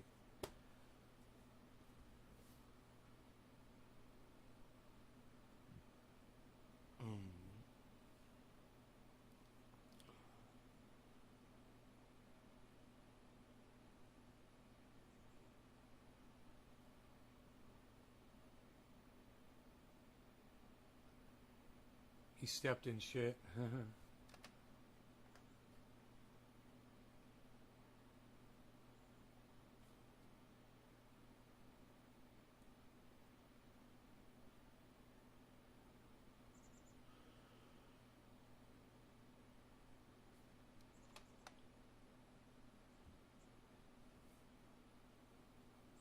So now the Pentagon is going to start airstriking Afghanistan. Nice, huh? Bye, Billy. Instagram. I just want to, now that there is a little bit of time that the U.S. has been out, Is there more clarity on what the CT strikes, like who could be targeted under the CT strikes? Obviously ISIS-K, we've heard about that. I'm assuming Al-Qaeda. What about Haqqani?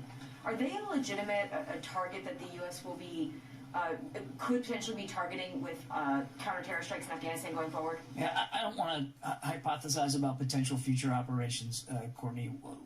What I will tell you is that we maintain the capability about potential future operations, potential future about potential future operations, a potential future operations, a potential future operations, a potential future operation, a potential future operations, a potential future operations, about potential future operations, about potential future operations, about potential future operation, about potential future operations, about potential future operations. I want to hypothesize about potential future operations. Hypothesize about potential future operations. Hypothesize about potential future operations.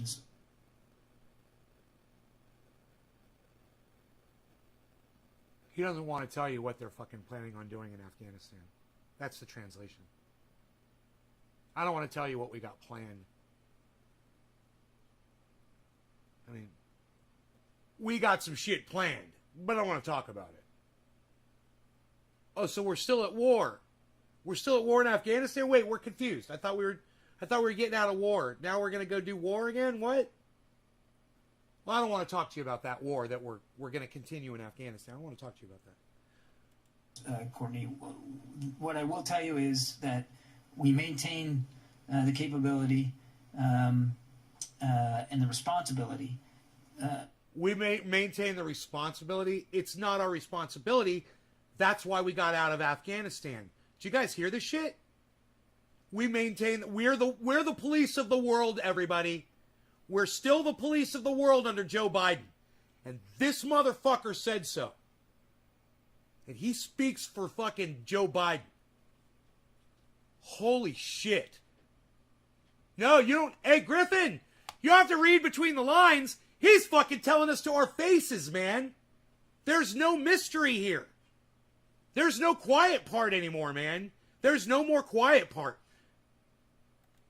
To conduct counterterrorism strikes that we believe are in the best interest of the United States of America and the American... Oh, you know, over there in Afghanistan, it's in our best interest here to go conduct airstrikes over there.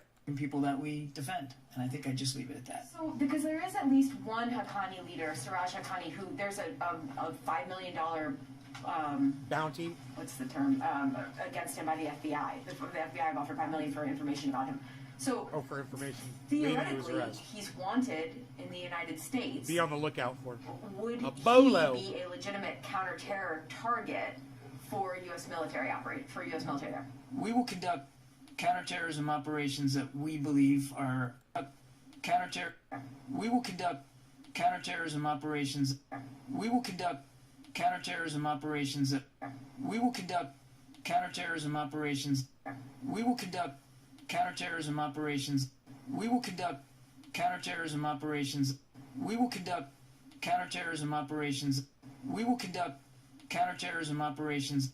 We will conduct counterterrorism operations. So there should be no question for anybody here that we are still at war in Afghanistan. Joe Biden didn't do Dickie McGee sacks, as my friend Kyle Kalinske likes to say. Joe Biden didn't stop shit for war. And we're still going to what, motherfucker? We believe are counterterrorism operations. Yeah. We will conduct counterterrorism operations. We will conduct war. You know, counterterrorism. No. We will conduct war. Counterterrorism operations that No. War. We believe are in the interest of protecting our interests and and that's everything, isn't it? That's everything, isn't it? You're scared about everything over there in Afghanistan, so it's war. It's straight out war. And the American people. And Hillary Clinton wants boots on the ground. She wants troops in Afghanistan. You guys saw that on the earlier portion. Was that this show or the last show? I can't remember. They all run together for me. We've been live for 3 hours. Psst, unreal. Nobody does 3-hour shows anymore and keeps people interested anymore, pal. What are you even doing? Nobody's even doing it. Now what are you going to do? Comedy? Nobody wants comedy anymore, pal. Psh, unreal. What, are you going to smoke some cannabis too? Nobody's even smoking cannabis too anymore, pal. What are you doing? Going to break your glass? Don't break your glass, pal. Don't do it. Nobody's doing it like that. And when there is, you know, the credible threat that needs to be dealt with. And I don't want to speculate about each and every possible circumstance or each and every possible target. I think you can understand why we wouldn't want to do that right now. How many targets they got? How now that there's no How many circumstances? There, Dude, how many circumstances and targets do you got? We're leaving Afghanistan, dude. What the fuck? We're not leaving dick. We're not going anywhere. We're staying in Afghanistan under Joe Biden, everybody. Everyone should know this. So all those blue waivers on Twitter, they're going, oh, Joe Biden, you got us out of Afghanistan. No, man, we're just going to drop more bombs on Afghanistan, and Hillary Clinton's going to rake in the cash, the murder cash. Oh, yeah, Hillary Clinton. She's profiting right now. It doesn't matter who's the fucking president, does it? Has the authority. So does that have to, every single time that now General McKenzie has a potential target, does he have to get permission from the White House or from Secretary of Defense to conduct strikes in Afghanistan going forward? And I know I've asked this before, but I'll ask it again just to see if there's more clarity. Now that the Taliban are running the government in Afghanistan, will the U.S. Think about that. Go to... Dude, think about that. For those of you guys who've been around and remember that Osama bin Laden was in the Taliban,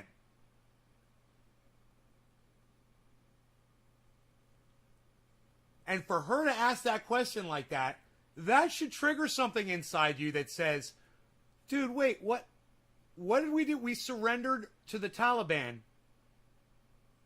and we gave them Afghanistan. It's just got to make you go, wow, listen to her say that. Will running the government in Afghanistan? I'll ask it again just to see if there's more clarity. Now that the Taliban are running the government in Afghanistan, will the U.S. Go to them in advance of strikes, not for necessarily approval, but as coordination or... Yeah, I think both the secretary and the chairman talked about this just the other day. They didn't, they didn't want to leave anybody with the notion that we were somehow going to be in some long-term, enduring, manufactured cooperation agreement with the Taliban. No, they're going to go to war in Afghanistan. Your last question. You don't have to report into them. Each case, dude, is going to be... When America's doing war around the world, they don't check in with the other governments when they're doing it. They don't give a fuck. They've already got their soldiers in the... Think about it. When you have a base in somebody else's country, you can do whatever the fuck. You don't have to ask permission. You're already there, man. Anywhere we are, we're in 80 countries. We've got American soldiers stationed. Huh. Well, that's basically license to fucking murder. Right? We've got soldiers there. That's what soldiers do. They murder people. So who cares if it's a soldier or a bomb? Right? We're licensed, man. And these countries, they do not want us there, man. They do not want those American bases in their countries. Just like you, wherever the fuck you live right now, when you get in your car, you go down the street, you wouldn't want to see a military base from, say Czechoslovakia. Yeah, and they just got a military base right down the street from where you live, and there's Czechoslovakian soldiers marching around outside, doing training, firing their weapons off, doing whatever the fuck they want to do. You know, what the fuck are you going to do about it? How would that fucking feel? You know, well, we're in 80 countries doing that shit. Be dealt with specifically to that case, and that includes, issues of authorities. Obviously, General McKenzie has authorities. I wouldn't even want a fucking ally in I don't even want a goddamn Great Britain fucking, or, Australia, whoever the fuck, no offense, Canada, I don't give a fuck who the fuck you say, our greatest friends. I wouldn't want to see a fucking one of their military bases in my fucking neighborhood. It would make me feel really uncomfortable, man. To conduct counterterrorism operations inside his area of responsibility, and we leave it to him and his good judgment to determine how much beyond his own authorities does he want to act or consult. But every case is going to be dealt with differently. So again, I think the Secretary and the Chairman laid it out pretty clear. We're not, nobody's trying to ink some sort of military cooperation agreement with the Taliban. They wouldn't rule out that there might be occasions when there might need to be some informational component there with the Taliban going forward. We shouldn't get lost. Nothing should be lost about the fact that we have a robust over-the-horizon counterterrorism capability. We're going to try to make it more robust. We're still in discussions with partner nations about being able to make it more robust. And we're going to continue to explore options. Again, there might need to be. We're not, nobody's trying to ink some sort of military cooperation agreement with the Taliban. They wouldn't rule out that there might be occasions when there might need to be some informational component there with the Taliban going forward. We shouldn't get lost. Nothing should be lost about the fact that we have a robust over-the-horizon counterterrorism capability. We're going to try to make it more robust. What he's saying is we have a war capability. We have the ability to make war. Okay, don't let all these big words stop you from understanding what this cunt is fucking saying. We have the ability to go to war. That's what he's saying. Ability. We're going to try to make it more robust. We're still in discussions. We're going to try to make our ability to perform war more capable. That's what he's saying. We can do war. We have the ability to do war. With the Taliban going Listen, forward. I'll translate. We shouldn't get lost. Nothing should be lost about the fact that we have a robust over-the-horizon counterterrorism capability. Okay, America is a warring country, and we have the ability to commit war and acts of war. We're going to try to make it more robust. We're going to try to make that ability bigger. We're trying to grow our war ability, right? So fuck the poor people of this country. Fuck your Medicare for all. Still in discussions with partner nations about being able to make it more robust. And we're talking to other nations so that they'll increase their military too and join us and make us even more powerful. And we're going to continue to explore options. Again, it's about... And we're going to just explore more options for creating more war around the world because we are an imperialistic warring country. Period. Did I translate that good for you guys? Here, I smoked to that translation. If you appreciated the translation I just gave you from what he just said, give me a number 1 in my chat, please, right now. I love you guys. Cheers, all of you guys. Let me see how many ones I can get. One per person, please.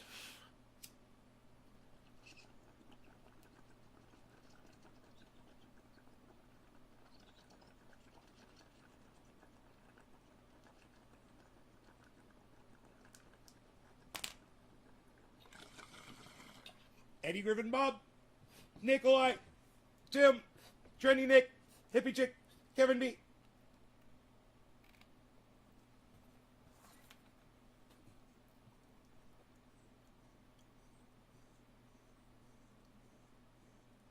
Jonathan Block, thank you.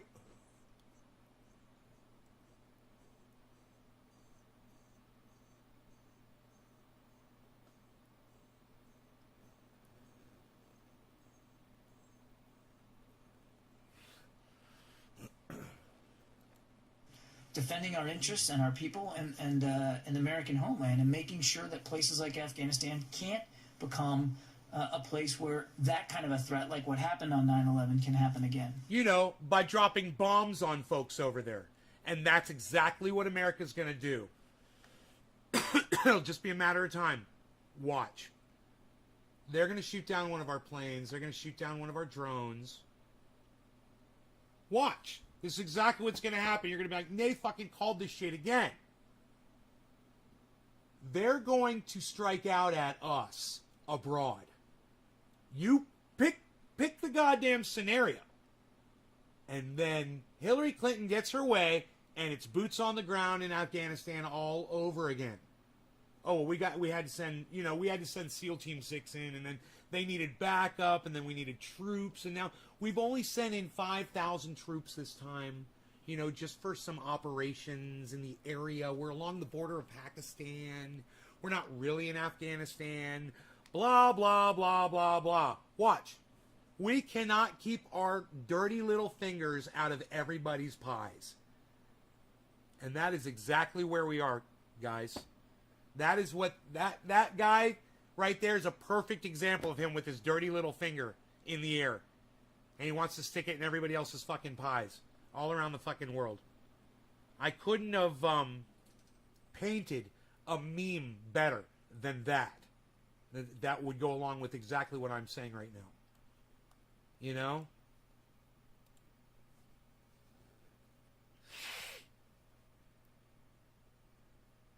This show is better than CNN and Fox combined. Thanks, Eddie. We're fingering all the fruit, says Eddie. I agree, Eddie. He keeps it so much more real. Thank you, hippie chick. And you guys check out Cult of Dusty, too, for great commentary on all kinds of shit. He keeps it real. As real as he can, man. And I give him credit for it. I just, I like to talk to him about getting along with people with differing opinions a little bit better, just so we can have more conversations and less name calling.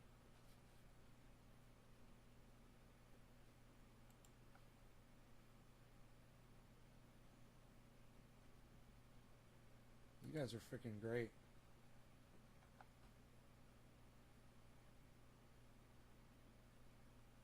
Can't slut shame a slut. That was a great title. God, that was a great freaking title.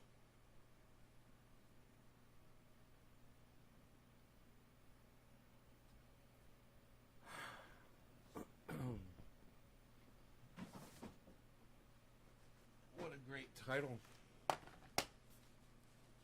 You can't slut shame a slut. Dude.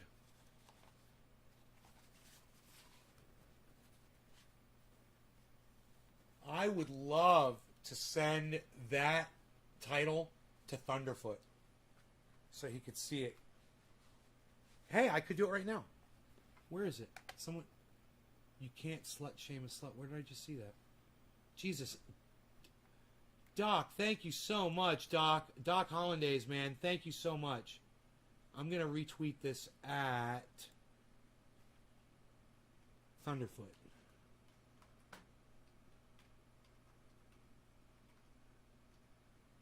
Alright? And at Thunderfoot.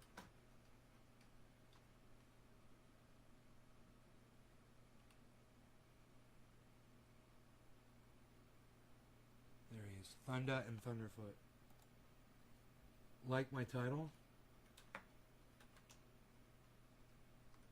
Question mark.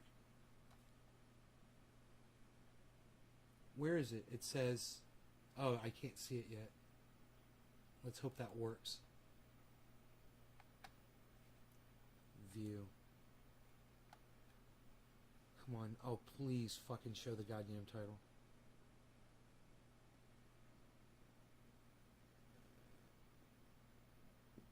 Dude, it's not showing the fucking title, man. Why is it doing that? I am so sad. You got to click on it. There, when you click on it, it says "Can't slut shame a slut."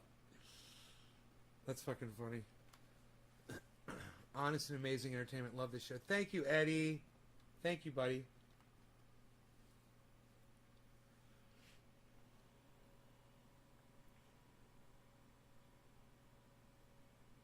I want to talk to you guys about Julian Assange too. Hillary Clinton wanted to drone strike Julian Assange. Eddie, thank you for keeping him in your profile photo. I love that.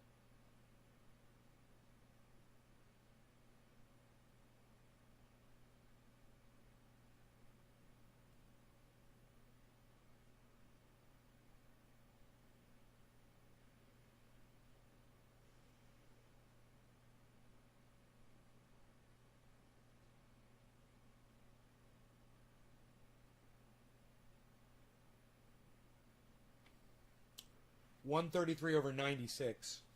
Good. That's not much variant. And the fact that I'm, been worked up for the last few hours doing the show. That's not so bad for me. Alright, I'll keep that out, and I'll keep my eye on my blood pressure throughout the days to come. Because that is a little high. The show. Anytime, brother, you pay to watch the show. I kept him on YouTube and my Twitter accounts.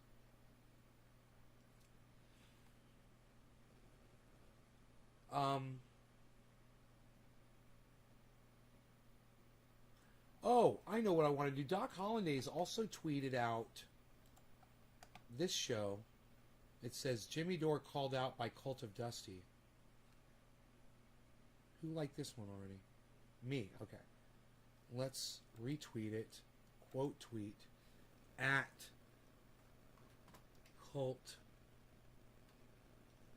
of Dusty 1. Dusty Smith. This involves you somewhat. Hashtag Kitty Party. Hashtag Kitty Party. I wonder if you put in hashtag Kitty Party.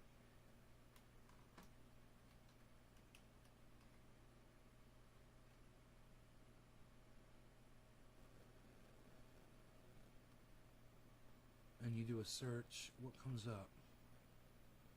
Hashtag Kitty Party. Texas Vans. Cult of Dusty.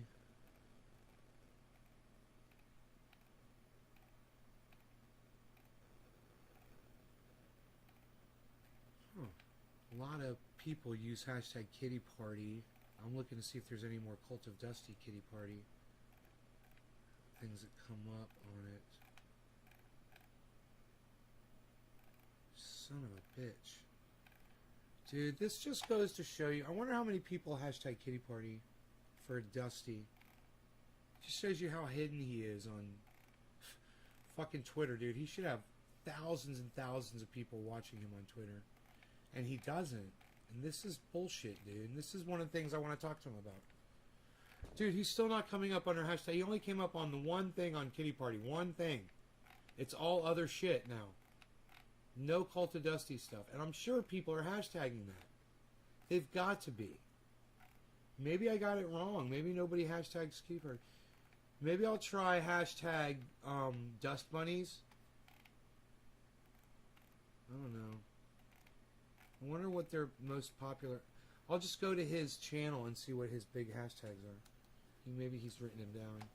Dusty.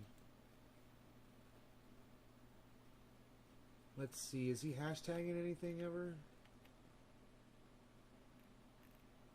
Dusty. Dusty, new outfit I just dropped. I've decided to lean into the God look. Ah, he's so fucking funny. Oh my God, Dusty, you're so fucking funny. You can't say that when your channel name is Cult of Dusty. You motherfucker. God, I can't wait to talk to him. Oh my God.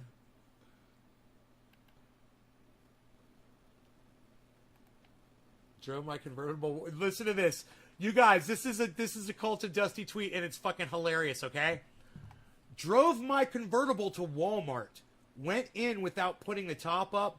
Came out, put groceries up, got in, cranked the car, reached to put it in drive, and jumped back in shock when I noticed something on my shifter. Someone had put a powdered donut right in the center of my shifter with a question mark.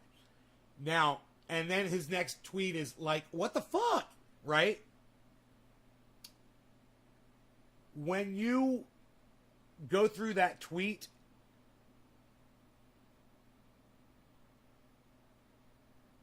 responses on that thread, it is a gold mine of laughter and joy, unlike the likes of which, I don't know how to say that, the likes of which none of you have ever experienced before on a Twitter thread. And I'm here to tell you, I'm not going to show it to you. I'm not going to tell you about it. I'm going to tell you this. You guys should follow at Cult of Dusty 1, number 1, on Twitter. and then go down to his tweets and find the one that starts, drove my convertible to Walmart. Once you do that, go through that thread and follow the links that Dusty puts up inside there. That's all I'm going to leave you with. I love you guys. I hope you enjoyed the over 3.5 hour show today. I will see you at either 4 o'clock or 7:10 tonight, depending. Love you guys. Take care. Hey, John. What's up, buddy? Aw, thank you, Eddie. I appreciate you saying that, buddy. The show is a breath of fresh air. Thank you, man. Thank you, Jonathan. Thank you so much. Jonathan Block, thank you. Man, I'm going to see if I can copy both of those and just paste them into Twitter right now, guys. Jonathan Block and Eddie Haynes. I'm going to tweet that on Twitter, what you guys both said.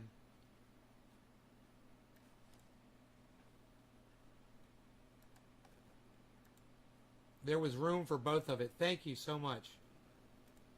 I tweeted it.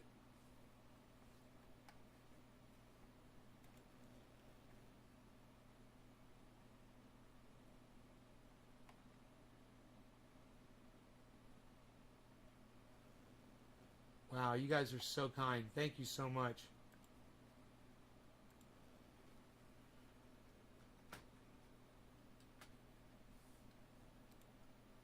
I'm going to find a bunch of hearts and give you guys a whole bunch of hearts on there.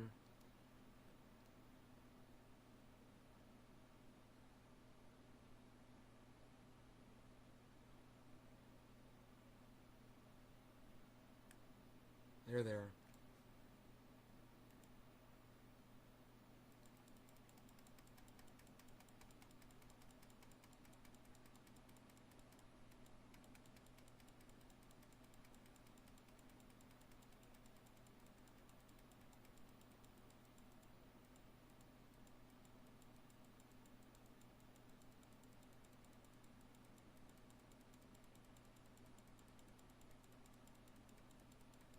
Wow, how many fucking hearts can I give you? Holy shit. Oh, there it goes. Holy shit, man. You guys know how many hearts I could give you? However many characters you're allowed in a tweet. Wow, man. There you go. I just tweeted hearts at y'all. At both Jonathan Block and Eddie Haynes. Well, I didn't tweet them at you, but I responded to the tweet. It starts off Jonathan Block. Thank you, guys.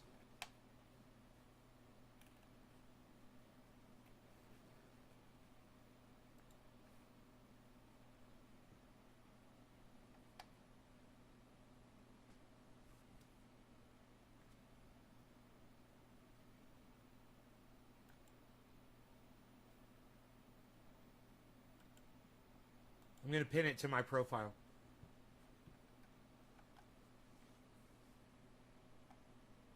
So it'll be easy for you guys to find. It starts off Jonathan Block.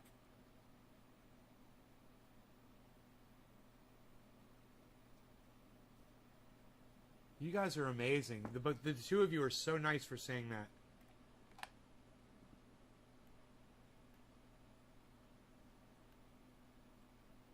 Thanks, hippie chick.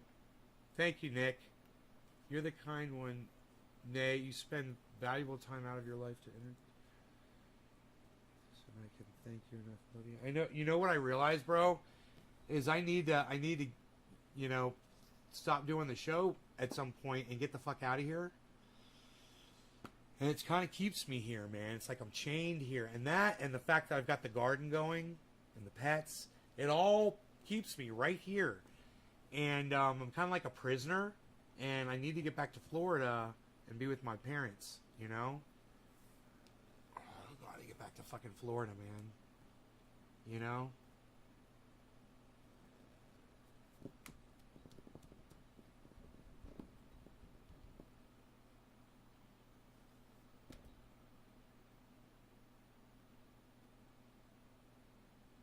I mean, I wonder if my mom would let me move in with her if I asked her.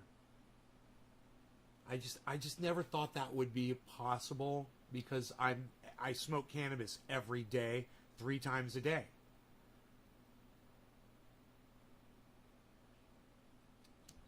And I don't know if she can deal with that, you know, every day. And me doing an hour-long show 3 times a day. But, you know, I lost an opportunity there to get the house next door to my parents. And the best thing is to be in the house with them, you know?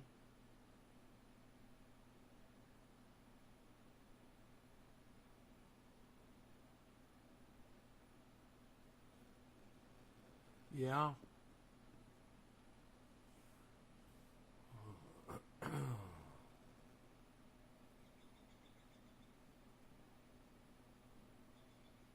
don't know if we could do it, man. But I really need to fucking be there. I know I need to be there. I'm just, right now, just growing this OG Kush is basically the only thing I'm doing.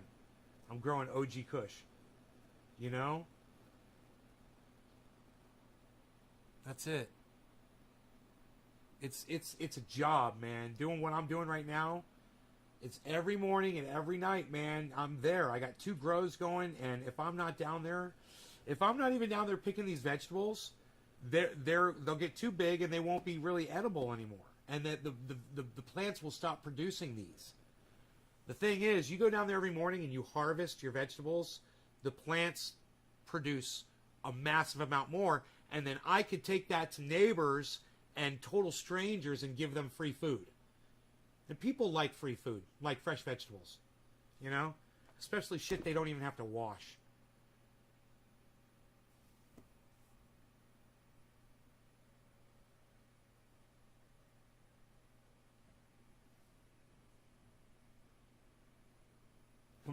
Can I broadcast from outside? Oh yeah, they got great bandwidth over there. Yeah, I did shows from outside at my mom's house when I was there. When was that? Was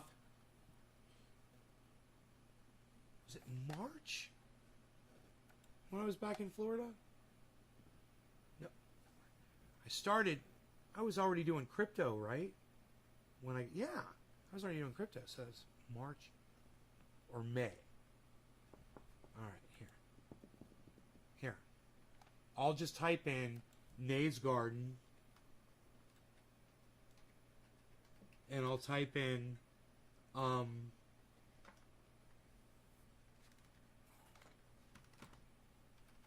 Florida. Okay. Whoa.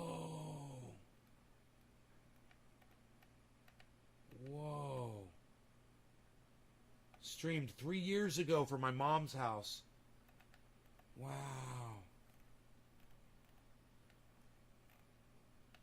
Three years ago.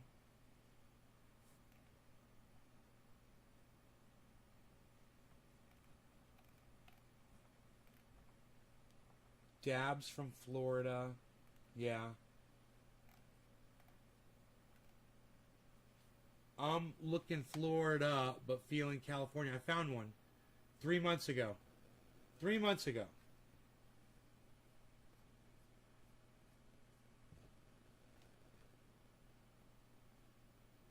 Cannabis doesn't... Florida doesn't deserve cannabis. Not sorry was the title of the next video underneath it for me.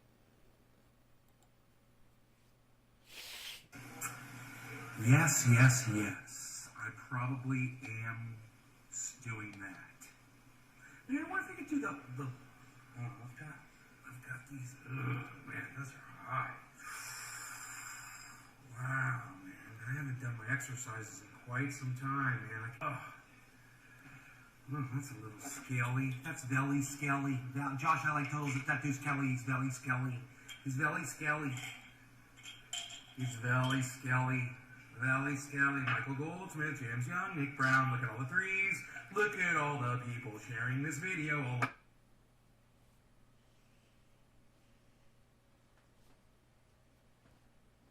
Town. Karsten used to go all over town. So what's up, guys?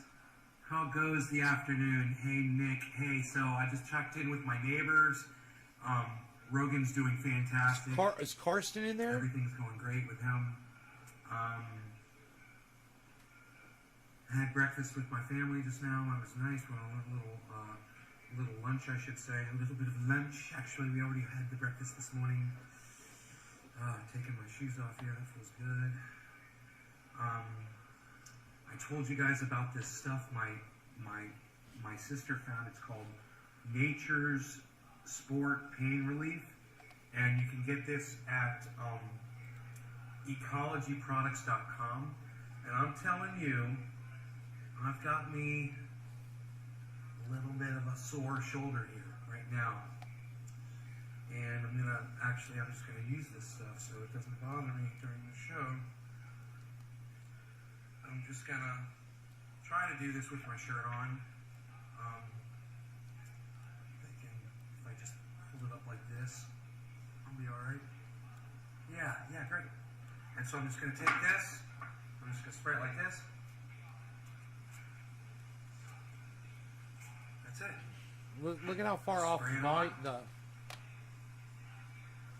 sound is. I don't know, but it's worth trying. Look, if my triage oil doesn't work, this probably will. This is stronger, man. It's stronger. It's for this. For mine, it's like a separated muscle type injury. You know, it's almost like a tennis elbow or some kind of arthritis in the shoulder. I am here to tell you that my shoulder feels better right now. So I can put my hair back down.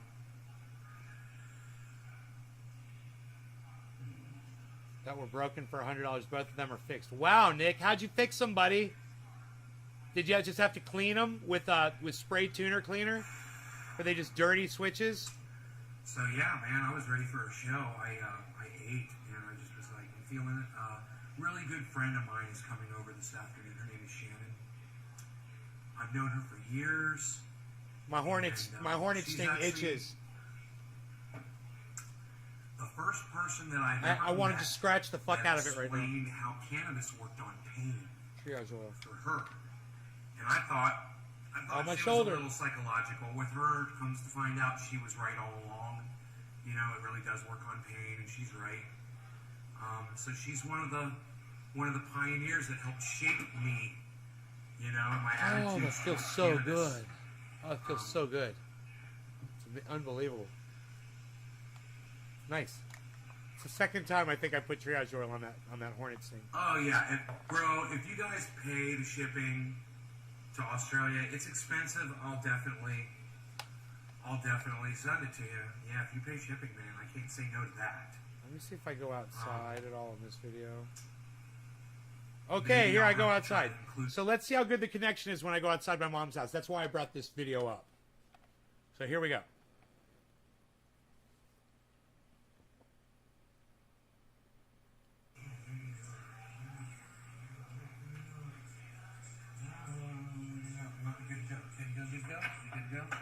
I'm checking out my gut and my belly. I'm looking at my love handles. Let's go. I'm looking at my man boobs. Okay, let's set this camera. Hangs on here, It's funny, you're always like assessing yourself. And you guys keep coming with me,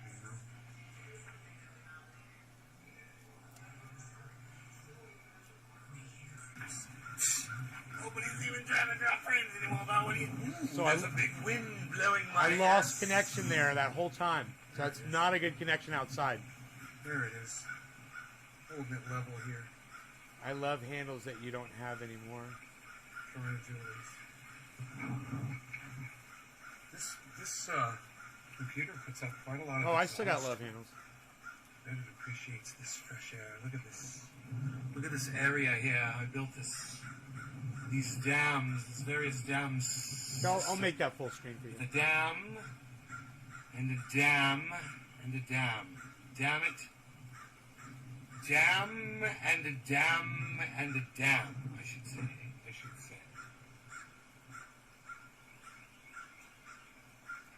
I should say indeed. We'll freak people out and make them think I'm in Florida right now. I need to get a saw and cut this stupid knot off before somebody fucking breaks their foot on it. This thing right here.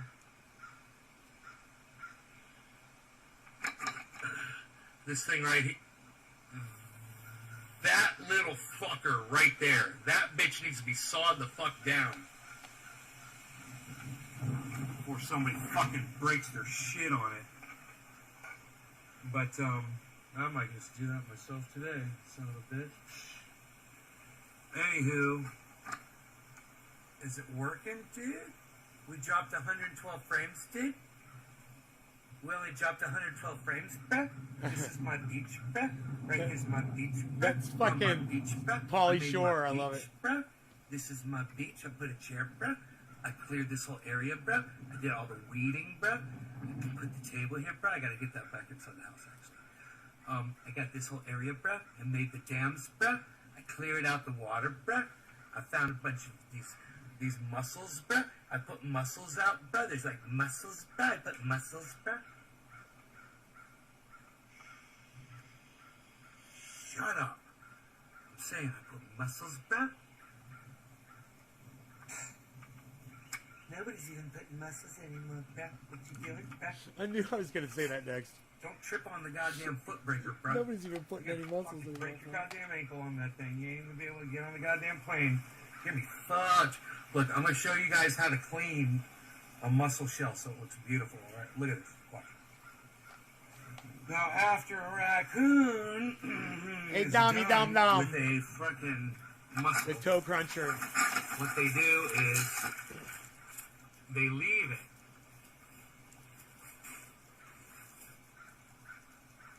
On the shoreline.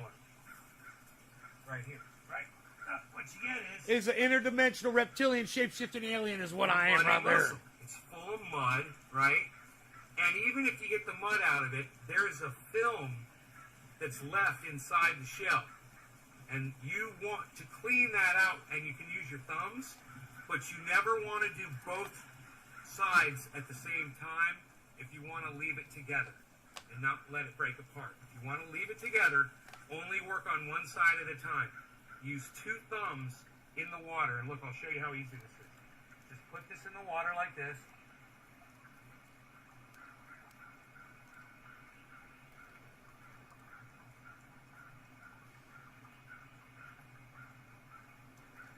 Okay. Now, that gives you this. That's pretty. But there's a white film that's covering this. It's like an abalone or a mother of pearl, right, that's in here. And like I said, you work it. Oh yeah, it's all, look, if you take your thumb and you do what I'm doing right now, look at that, it's like a paste that's coming off of there. And like I said, only work on one side at a time. Just take this down into the water. And only work on one side at a time. I'm going to show you one side done and one side not done, okay? Watch this. See, I'm scooping the water up. I'm leaving the water in the shell. I'm only working on one side.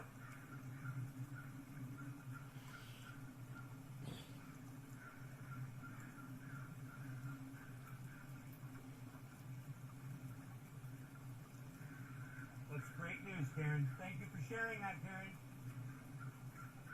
Okay, now, let's see the difference here. I don't want to drip water on the,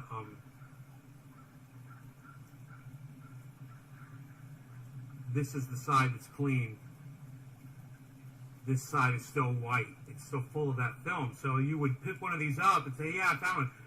The time to clean it is right when you find them. Pull it right out of the water, take your thumbs, get in there really good, and free up the whole, just one side, like this, and you get that pretty, pretty, pretty mother of pearl. Look at that. Right? And now we'll do this side, same thing, right? Go here, put some water in there, take our thumb, only one side. Put it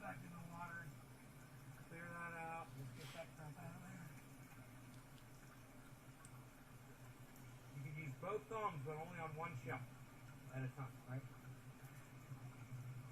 Only on one side. This is getting nice and shiny and beautiful. And this is something you can display. You know, they're gorgeous. They're freaking gorgeous. Oh shit, Thunderfoot did a fucking upload. So beautiful. You guys enjoying this video? The back side looks like this. I'll pull up the Thunderfoot video. And the front side looks like this. Yeah, let's do it like this. Look at that, how shiny and beautiful, guys. Isn't that gorgeous? Here, I can do this. Watch this. Dude, you don't want me in Florida, bro. Trust me. You don't want me in Florida. You want me in California. California makes me the person that I am, man. It is, the environment in Florida is really bad. It rubs me the wrong way. When I'm on that river, I'm away from people. I mean, not my friends, but I'm away from society for the most part on that river, and I'm not thinking about anything else. That's a vibe. You're right. When I'm on that river, man, it's nice. Thunderfoot.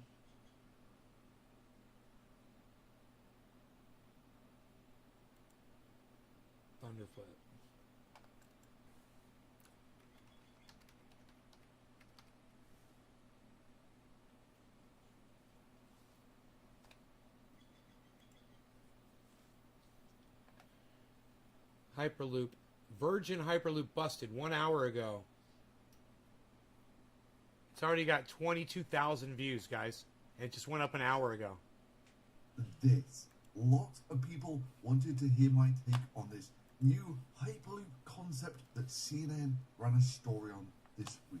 And my immediate thought was, wow, that's actually really impressive for a company valued at about $500 million to release an animation of how it thinks its product will work, showing its product killing people in about the first 10 seconds.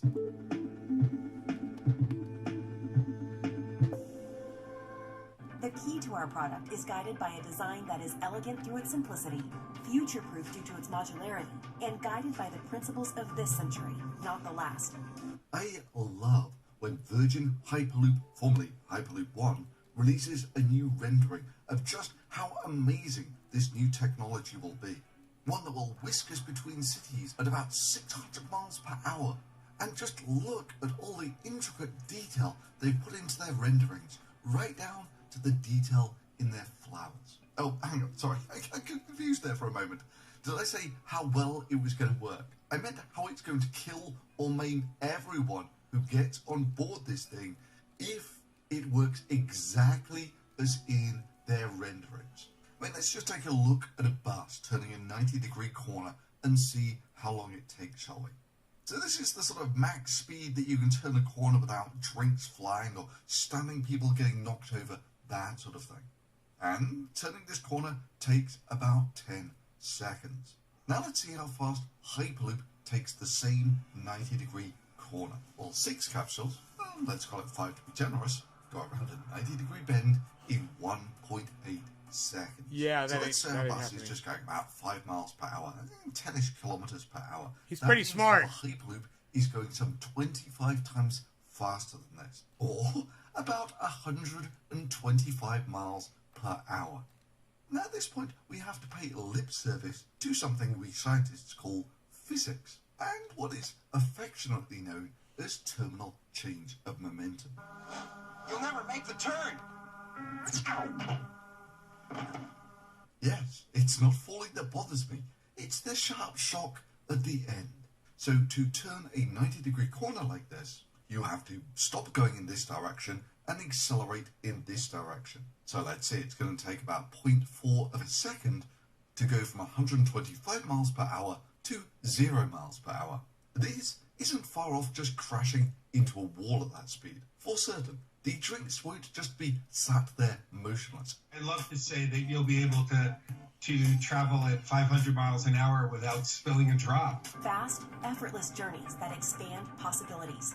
Why wouldn't they just make a big round sweeping curve then instead of a right angle turn like that? That's just a stupid design. I mean, you could do a big gradual turn faster, right? Why not just make it more like a circle and then a square? You know, doesn't that... Wouldn't that... If it was more like this...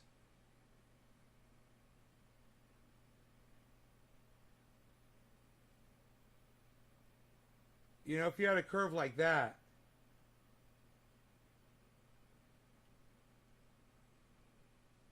As opposed to that. You'll make it more of a sweeping than that. See the difference there?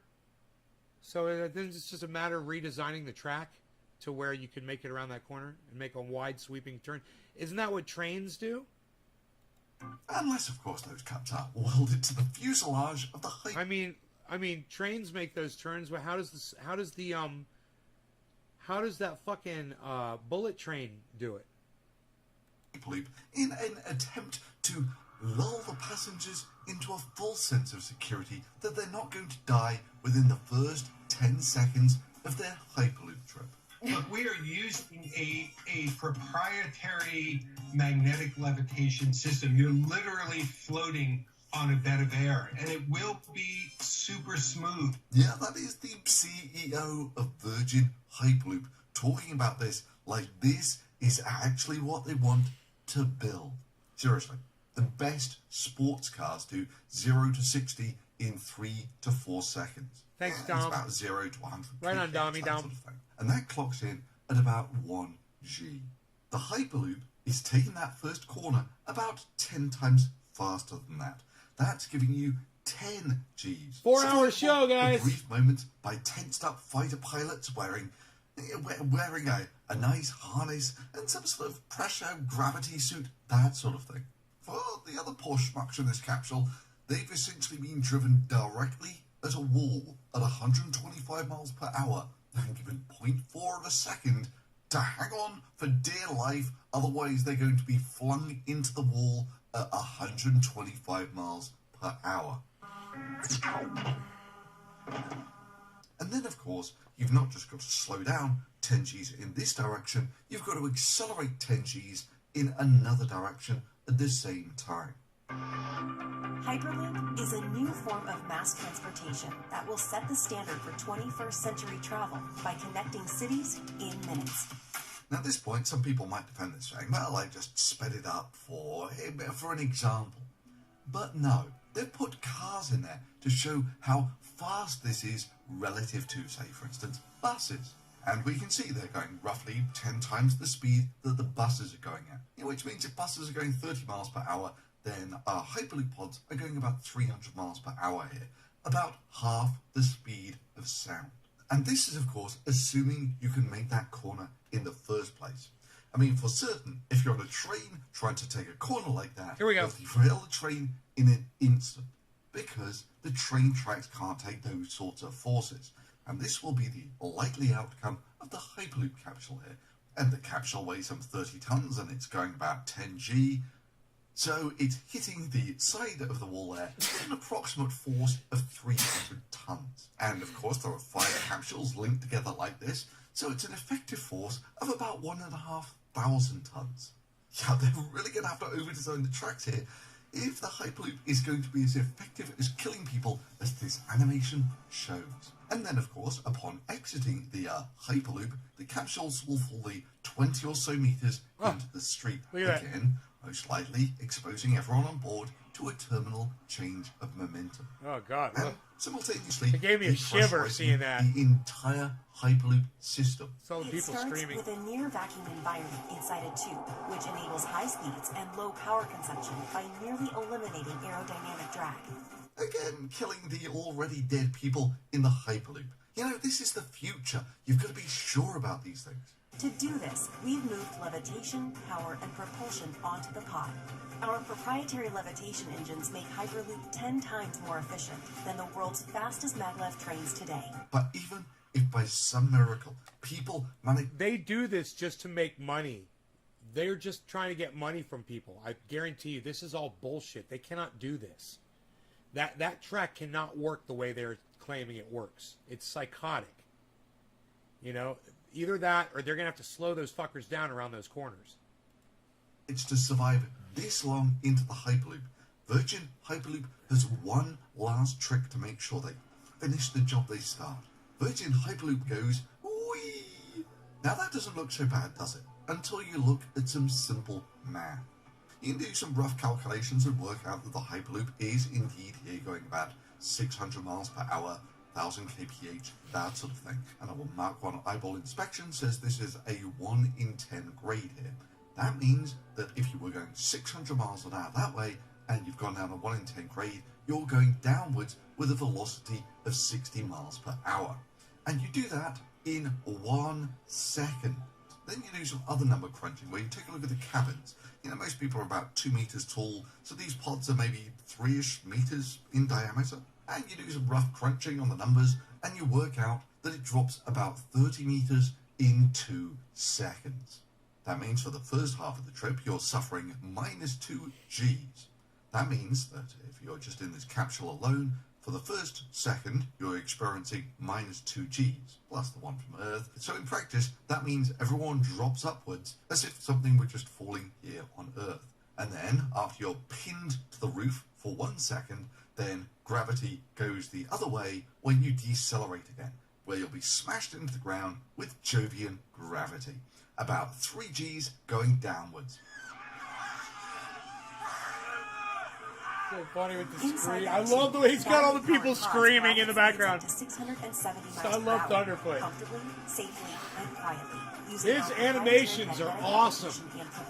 One of the advantages of what we're doing is that we control the environment. The tube is completely serene in the way that it is. So if we think about air travel and turbulence, we don't have any of that is taking place here right now. Now, it's true with some fairly decent safety harnesses, you can get 3 Gs on some of the roller coaster rides here on Earth. However, the Hyperloop is being pitched here as being so smooth you won't get the slightest vibration on your coffee. Carrying tens of thousands of passengers per hour per direction at airplane speeds with 0 direct emissions. And of course, they make it energy neutral by adding solar panels, right? No, they don't know the first thing about solar panels. Solar panels are always angled towards the sun to maximize power generation. Because if you don't do it, in temperate latitudes, you lose about 30% of your power production by not doing it. Which is why no temperate solar power generating facility has their solar panels lying flat on the ground. It would be like running a gas power station and just burning a third of the gas for no reason before using the... Again, not to put down Thunderfoot, but it wouldn't take much to lift them up into that angle when they are mounted up there. So you just put a frame underneath them all and hoist them up on one side and point them in the right direction.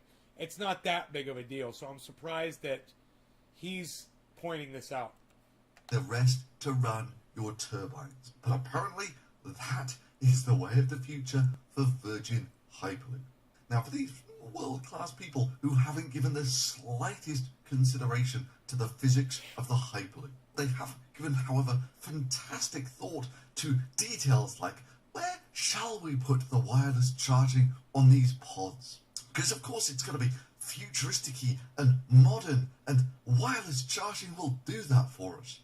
Because it really makes sense that if you're only going to be in there for sort of 5 minutes or something, 5 minutes of wireless charging.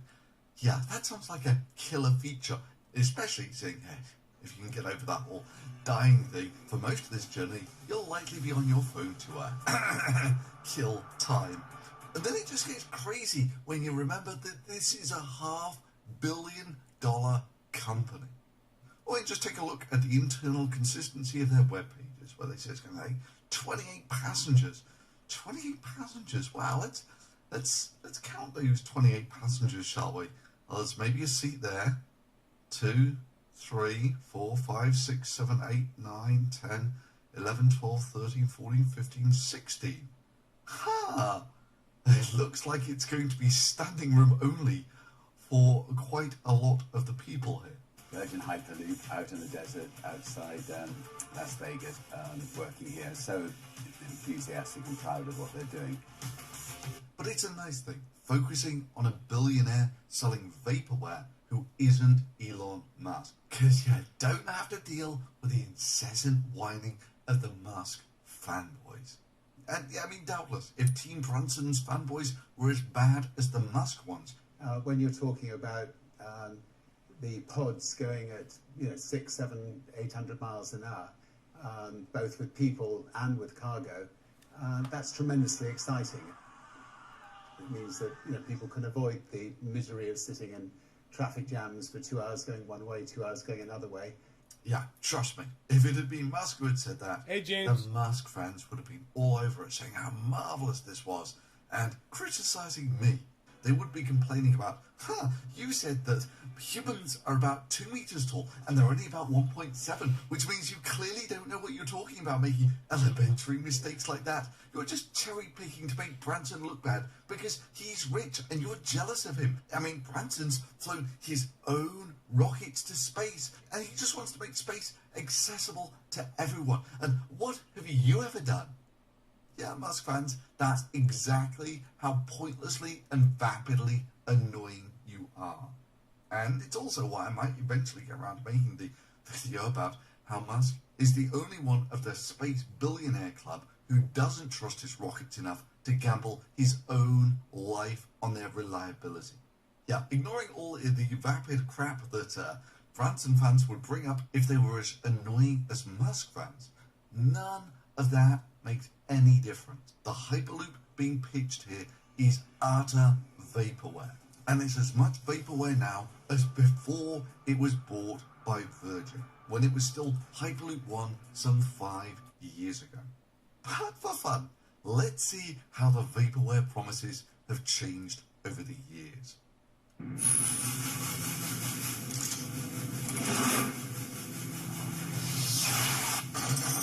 Yeah, he's nitpicking a little bit.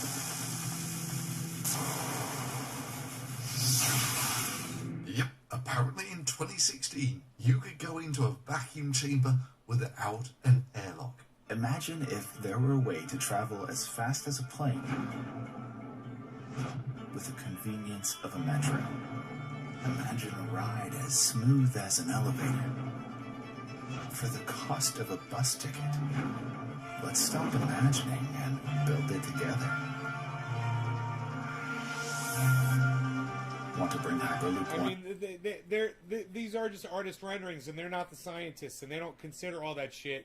And they're just trying to get people to send them money, and they make these flashy cartoons. And, yeah, Thunderfoot is definitely nitpicking, James Simon. I totally agree. It's really a little over the top here. On to your country first? Enter a global challenge. Visit hyperloopchallenge.com for more info. And just to let you know how truly empty the computer-generated graphics promises are, this is Hyperloop 1, back in 2016, of what they were going to promise for us in 2020. That's last year now. And our hero is late for a meeting, so he says, take me home, and immediately the options come up. Walk, 47 hours. Bus, 3 hours. Hyperloop, 12 minutes. Boat, 4 hours. Or plane, 48 minutes. Yeah, it's a good thing that we got rid of cars by 2020. Otherwise, he could have taken a car in about 40 minutes. And for just how truly delusional these promises are, he's now going to get into a black box. And the black boxes can be coaches or meetings or lounges. At any rate, those little black boxes are then going to drive into tubes, which are then going to go into the Hyperloop. It doesn't really quite go into the details about just how all this is meant to work. It's so fucking it stupid. Just works, you know? Look, God, it's people a computer-generated animation. I will give Thunderfoot this, James Simon. People are so fucking gullible. They will fucking believe anything. You show them a video like this and they're just like, well, yeah, it's all science. It's all backed by science. Then, some 12 minutes later, it just unloads all these black boxes that then just sort of do stuff. And miraculously, it's all perfectly well computerized. by guys on fabulous control screens until it reaches the pod street access, at which point the black box that you've been sat in for these last 12 minutes just drive down the street somehow, you know, because reasons. And of course, this all happened in Abu Dhabi last year. If computer animations were reality. And fast forward 5 years to this. The key to our product is guided by a design that is elegant through its simplicity, future-proof due to its modularity, and guided by the principles of this century, not the last. It is last century. This is, of course, just looking at their animation. The Hyperloop crashes and burns on almost every front, long before you get to whether they're going to have wireless charging in the pods or not. I mean, the bottom line is, all you're really doing here is building a maglev in a vacuum tube. There is nothing more to this than that. And the maglevs alone, well, they're kind of prohibitively expensive. And the vacuum tubes, well, they probably add another 1 or 2 zeros onto the price, which is why this 100 or so year old idea never went anywhere. 100-year-old idea. None of which seems to have bothered this company, which currently is valued at about $500 million. You gotta love that. Anyway, that's today's video. I sincerely hope you enjoyed it. If you did, drop a thumbs up on it. Subscribing is always a good idea. And yeah, subscribe to Thunderfoot's channel. Like I said, he's a little over top on this one, but I love all of his shit, man. He's great. Alright, I hope you guys had fun hanging out with me. 4-hour show. 4 hours and, well, it'll be 20 minutes. I'll smoke to that. Happy 420 on the 420 of this show. 4 hours and 20 minutes of the show. Cheers, guys.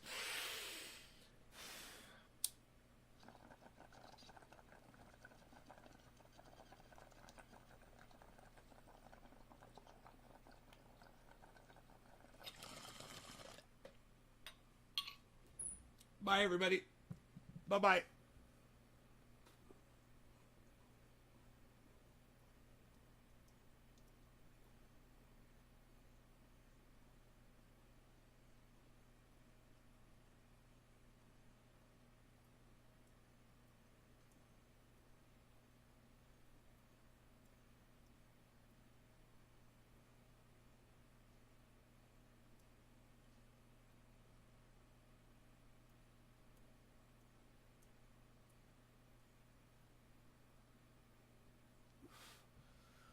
Thank you so much. I love you guys. I'll see you at 7:10 tonight or 4.